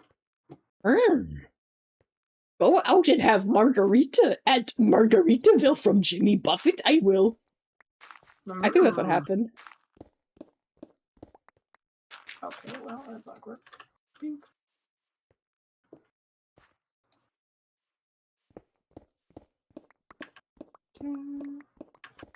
Then we got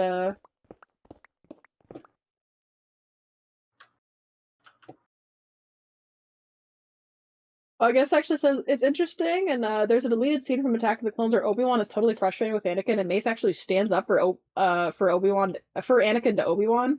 By the next movie, those roles completely flop, but I always wished Mace having Anakin's back would have made it to the screen. Huh. That was from like the Mace one. I just thought, honestly, it could have been interesting. Yeah, yeah. I would I show just think kind of that. how the other relationship evolves. Mm-hmm. So you said DJ? Khaled? We the best! Or I guess in this case, we the worst! No, I don't Sorry. even know who they're talking about. I don't know either. Ray, and they give no explanation. Well, duh, why would they need to? It's so obvious. I'm just shocked they didn't do the 2008 internet thing and go, "Nuff said." So I said, Rose, nothing against the actress, the character was just pointless and annoying. I don't know if I call her annoying, but I do think, yeah, probably. She kind of, yeah, she ended up becoming pointless because they just didn't do anything with her. Yeah. Unfortunately. Mm-hmm. I do like to say it's like nothing against her, it's really just her writing that just was lackluster. Which, you know what? And I'm glad that they specify that because Some too many Reddit fans seem to actually hate the actress for some reason. Oh, yeah. And I'm being... Who's messaging me? Oh, it's just spam stuff. Also, my phone I can finally unplug. Yay! It's at 59%. Somebody said, L337. Oh god, I fucking hate that guy. Who? Obviously, who's this? Oh, he's one of the droids if you're gonna name from... the most obscure character, could you at least pretend or like give some explanation as to who it is? L3 was a feminine, custom self-made piloting droid associated with Lando Calrissian, who was active during the reign of the Galactic Empire. Who? I don't know. I still don't know. Apparently they were in the movie Solo, which explains why I don't know. Oh yeah, I just don't. Also, I saw the bee. Where's the bee? Where'd the bee go? Bee!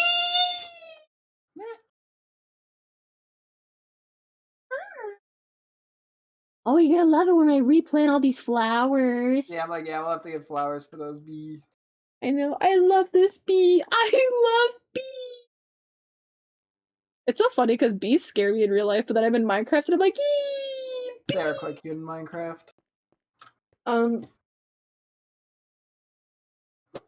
Lord.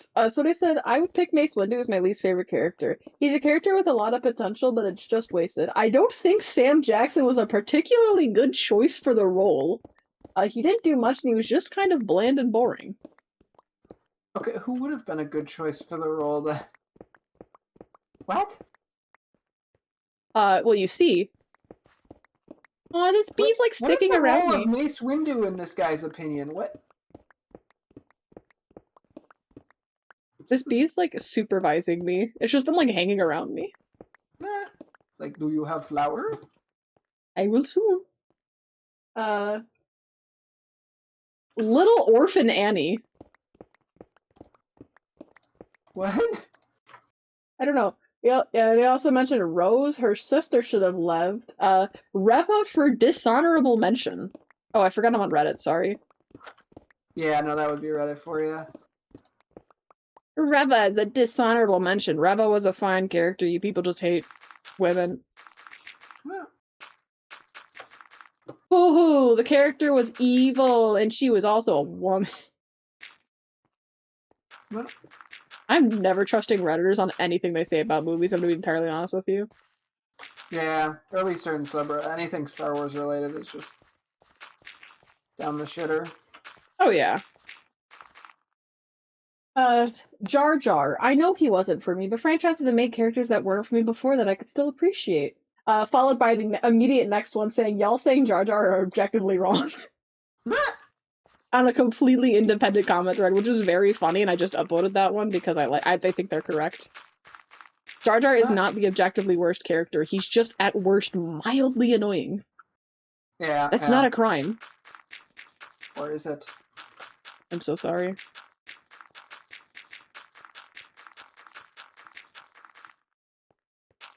Next we've got another one, Jar Jar Binks, that got downvoted. But I like the comment that says, you take that back. So I said that Argus guy, or whatever his name was, he was a Senate commando. I don't know. Fucking beats me. Hey, if you don't know the dude's name, why should I? I guess you're allowed to hate him because I don't know him.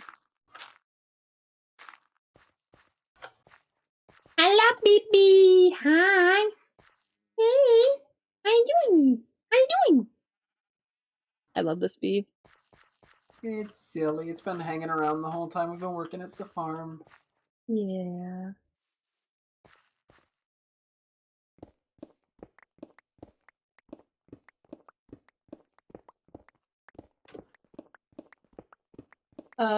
Then we also got, yeah, again, another without Jar Jar one. And then somebody actually defended him. And then I guess, somebody even mentioned that, like, I had no idea the guy was that far down mentally. It wasn't the actor that was bad, I just didn't like, I just thought it was a bad character arc. No, yeah, I mean, the character, yeah, is not great. But, you know. Yeah, no, I think because of the actor, I think a lot of people have finally turned around and been like, we can't really talk bad about Jar Jar now, man. Like, that's... I just feel like I'm bullying a guy, like... Yeah.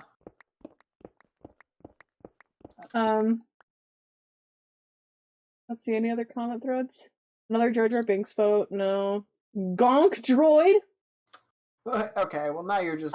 to which somebody... They said, so poorly developed, what arc was there was flat. To which somebody says sad gonking noises, and they got, like, incredibly upvoted. There's not supposed to be. It's just a random droid. It's not like meant to be some deep thing. Okay, without elaboration, somebody said Count Dooku. Huh. Just no elaboration. Huh? At least they're unique. That is true.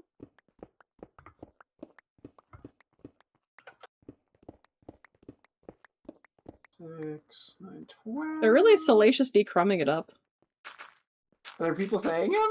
No, I was saying with the guy who said they didn't like Count Dooku, they're really salacious decrumbing it. Oh. I don't know, I'm using salacious decrumb as a verb. I'm sorry. How could you? I'm just a salacious decrummer.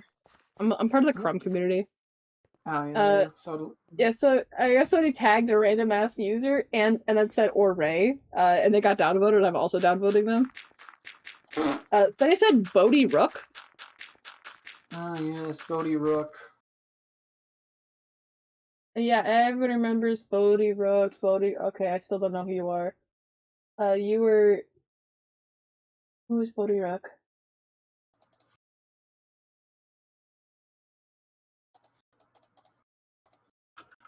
What were you? Huh? I still don't know who this is. Anyway. Sidious. He literally made everything worse in the galaxy for generations. Yeah, that's what villains do. Hey, now we're seeing, now we're getting to the downvoted comments. Are you ready? Uh-huh. Luke Skywalker. I could never get past his whining. It's funny. I'll give it that. The person's opinion is funny. Next we've got the absolutely normal person take of Darth Maul. I'm so sick of that dude showing up everywhere. To which somebody replies, this is the worst opinion I've seen on here, to be honest. You know what? To each their own. Oh yeah. I just think it's very funny, like the first Darth Maul hater I've ever seen on the subreddit. Yeah.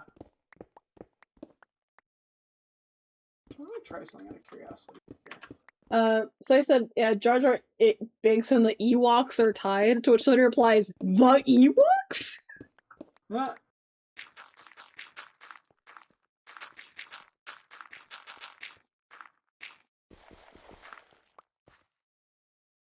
Oh, I thought that was a creeper, that's just you. Hi. Aw, man.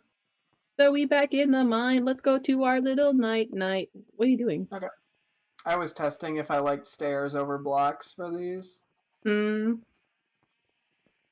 did you? I was so-so on it. Yeah, I think the blocks are better because it adds like a little more thickness. Yeah, I was debating if I wanted a little bit more path, like half a block extra, or like a technically good block extra path space, or not. But I didn't think it was. I guess so. Somebody got downvoted again for another Luke. What he says, everybody's probably gonna hate me on this, but Luke, he's the most bland milquetoast character ever. He only gets kind of cool in Return of the Jedi. He's not really that wrong. Somebody said Salacious Necro. Did they get downvoted? Yes, they said Jabba the Hutt and his monkey lizard. They couldn't even name him. They couldn't even name Salacious Necrum. This is so despicable. You hate on the best character in Star Wars history. And you can't even name him. They said, Hux, what's the point of the character other than cringe? Okay, well that's not what I would have called him, but sure. Sure. Then we've got Omega. You know, the child. Not great of a character, but like not that bad. Then somebody bring some stuff back to the base real quick. Yeah, go ahead. Don't bring the dirt yet, but bring everything else. Because I'm just using so much dirt right now. Yeah. I might take some depending on how much there is, but I'm just using so much. Don't touch it though. Okay. I'll let you know if I think you can start touching it, but I'm just because even then I might even use more depending on if I reflatten this out. I mean, I probably actually don't need that much more. I just, I'd rather be safe than sorry if I decide to reform a lot of this. Someone says there was another vote for purple hair lady. So I'm just skipping over that because I didn't actually give me a reasoning. Somebody said all my homies hate Prom Krell, which yeah, sure. We all do. That is true. That's just a meme. Then we've got Ray, Finn, and Jar Jar are all trashed here. We've got Ray, we've got Pong Krell, we've got Rose. And that's it. Damn, we listen to everyone's dogshit opinions. I know. Now, who do you think the worst character is in Star Wars? I don't give a flying fuck. Congratulations, you're the most normal person on this platform. Like, I don't know, I'm trying to think, if I even had to pick, I don't even have, like, nobody immediately comes to mind because I just don't give enough of a shit. Okay, who do you think, besides the ones we've talked about thus far today, who do you think's a character that just was entirely underdeveloped and could have been, like, far more? given their like concept, I guess. Um, Or we also could just talk about somebody we've already talked about today. Honestly, I just want to know your opinion on like what's a character that just kind of got like snubbed. I mean, I think Rose is a bit of a disappointing situation because there was something and they just didn't. They just gave up entirely. Like, it wasn't even a case of they played it too safe or something. They just dead ass gave up. They didn't even play it. And so that one's a bit disappointing. Mm-hmm. Yeah, I mean, I think Finn they could have done more with. I'm not, like, horrendously offended by it, but I feel like, yeah, they just could have done more with it. I am a little offended by it, but to be fair, I think it's just because I found his character concept very interesting. Yeah. And I feel like it could have been for once like a kind of cool like I think it was just my fault for expecting Star Wars to want to tackle a nuanced, fun topic. Especially Disney Star Wars. Yeah. I mean, you've seen Disney Star Wars as great, very nuanced shows like The Mandalorian. It's just the closest thing they've gotten is Andor, and that is like surface level still. Oh yeah. I think Star Wars fans are praising it for like doing the bare minimum, if I'm being entirely honest with you. Oh yeah. I'm trying to think of other ones. Let's just talk about the shows we were watching it earlier today. What is something specific you would do to fix the Bad Batch? Because I know you are kind of delete it. No. Okay, if you couldn't delete it, if you actually had to, if they forced you at gunpoint to fix the show. Honestly, you want to know the truth? Yeah. It's not even that interesting. I'd probably cut about half the episodes. Oh yeah, no. That's it. Honestly, like, there's some good stuff in there. It's just crowded by pointless nothing that isn't even that interesting or well done. The characters just aren't interesting enough to be put in generic scenarios and for me to care. Yeah. Like, you could do that more with the Clone Wars with Anakin and Obi-Wan because they had actual interesting, like, personalities and characters. I think it also helped because they were pre-developed. Because they previously existed. Yeah. But I mean, like, even then, like characters like Rex and Cody and stuff are made more interesting, not because they're, like, super unique, per se, but because the connections they have with the characters we do care about. So it just doesn't work when it's all clone... Because, like, I know... I think... I don't know if it was Dave Filoni or someone else got the idea that the reason the clone troopers were liked in the Clone Wars was because of their personalities, which they don't really have a personality.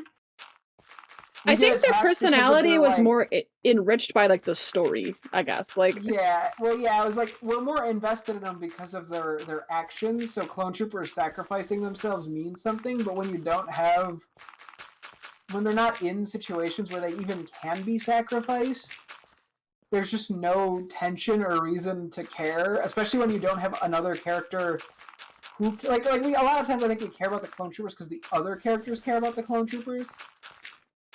And don't get me wrong, I don't think that it's impossible for us to care about a clone trooper, you know what I mean? Well, yeah, I feel like we can find a character that is a clone that, you know, can have an interesting personality. Take, for example, the very obvious answer if they could have done something very cool with Boba Fett because he is a clone technically. And instead just... And, like, I think they kind of tried with Book of Boba Fett. Don't get me wrong. Like, I think there was an effort, and I do like that they I really think the controversial pick of just making him a goofy old man in his old age, I liked it. Was fine. I liked it. I liked that he could have a little bit of fun. Like, I'm sorry that this man who's had to be, like, grown serious, straight edge from literally day one because his father raised him to be a bounty hunter is, like... Yeah, I mean, I guess Extended Universe isn't canon, so I can't really bring up the fact that Jango Fett canonically brings Boba Fett to the most dangerous creature in the galaxy and asks him to retrieve something from it. Literally putting his son in, like, the hands of death as a mission to teach his son to no longer feel emotions. Just ignoring that, even in canon, this kid's just kind of had to like live under a bounty hunter who's been doing all this like kind of shady stuff with like Sifo-Dyas or whatever. And then Mm, watching his father die in front of him at the age of 10, Boba Fett was like 10. yeah, yeah, If your father was decapitated in front of you when you were 10, you would probably enter a villain arc too. And I feel like like, you know, Boba Fett as a character, people love him. People, even when he had nothing, when he was yeah. just some random dude for 5 minutes in the entirety of the original trilogy, people loved him. And I think it is possible that the Bad Batch could have a lot more to them. I feel like the Bad Batch could be significantly more individualistic. And I think that's why the filler episodes are like, I don't mind filler. They just felt like voids. They didn't feel like filler, they felt like voiders. Mm-hmm. They felt like episodes that like they just didn't know what to do, so they just needed to fill in the runtime with like it is filler, but it doesn't feel filling. Like good Oh, yeah, filler yeah. is filling. It makes you like feel more attached to the characters because you know what they're like in just random day-to-day hijinks. I am Yeah, well, yeah. totally There's no. It's like I was gonna say. There's no character development because there's no character. yeah. And I It's think these all filler the episodes same could person. serve to like I feel like we could use these episodes to really truly distinguish these characters outside of just basic archetypes. Like we have Tech the smart one, we have Hunter the leader, we have Echo the robot, we have Wrecker the big strong one, we have And that's why, Crosshair like, the evil one, honestly, and like, Crosshair had the most development, and I think he's the most interesting because they tried to kind of make him his own character oh yeah, apart from the he bad. has had an actual moral conflict other than we have to protect girl. Oh yeah, sorry, Omega. Her archetype is that she's the little girl. Yeah, like that's her entire character. And there's nothing like there's just no complexity to Okay, anybody to be except fair, for Crosshair. kids are not very full of personality, so I guess it makes sense for Omega. No offense.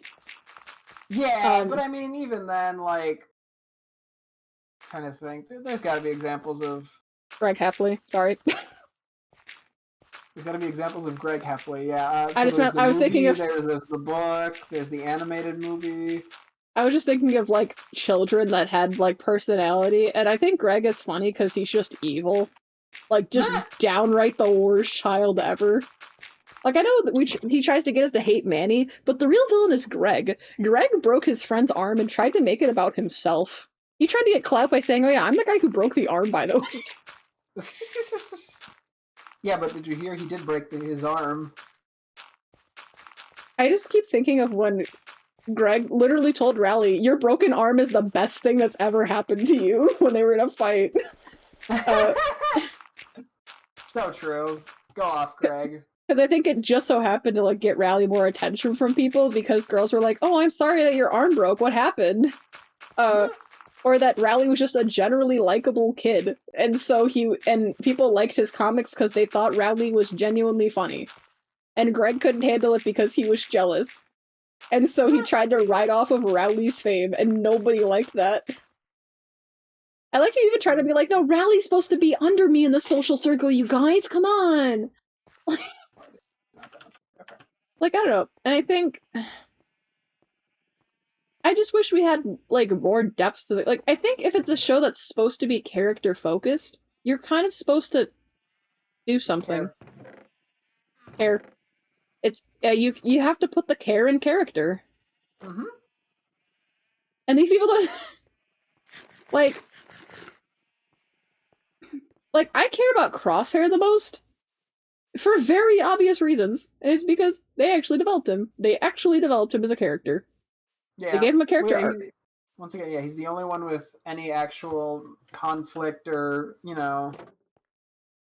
moral anything of it. It's just like it's the only one that actually is done. Has been put in a scenario that's hard, not because it's like, oh, physical, we gotta go fight, but because He's emotionally and morally, it was tough on him. Yeah, like I think even with his ship defective, he did internalize the idea that he was just supposed to follow orders, and then had to come to terms with the fact that just like all the other clones, he is viewed as an incredibly disposable weapon, and that the Empire doesn't actually care about him, and he has to come to qualms with that. And even sorry, spoiler alert for part of the season 3 premiere. given that literally came out 2 days ago. If you don't want to Yeah. listen, don't listen for the next 30 seconds. Basically, like when it comes to like he literally just straight up tells Omega when they're in the prison, like I would abandon you too if I was in your shoes. Like there's no point in like getting me out of here. I deserve to be in this jail cell. Like he's clearly going through something.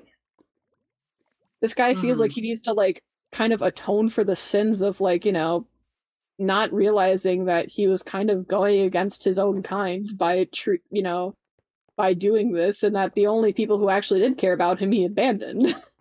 That's a very Yeah. interesting character plotline. That is very cool. I like Crosshair as a character. I think he's my favorite character that they introduced in the main cast. Yeah. Yeah. And I'm glad they actually brought him back for season 3, because in season 2 he showed up in some of the only interesting episodes of the entire series. Yeah. Yeah, no, so I'm also gonna stop here when it comes to stream because my earbuds are screaming at me, so Aki. I'm going to end my stream. I'm Bye, gonna wrap up a everybody. few things and then I will wrap up too. Okay. Goodbye, everybody on my stream. Woo!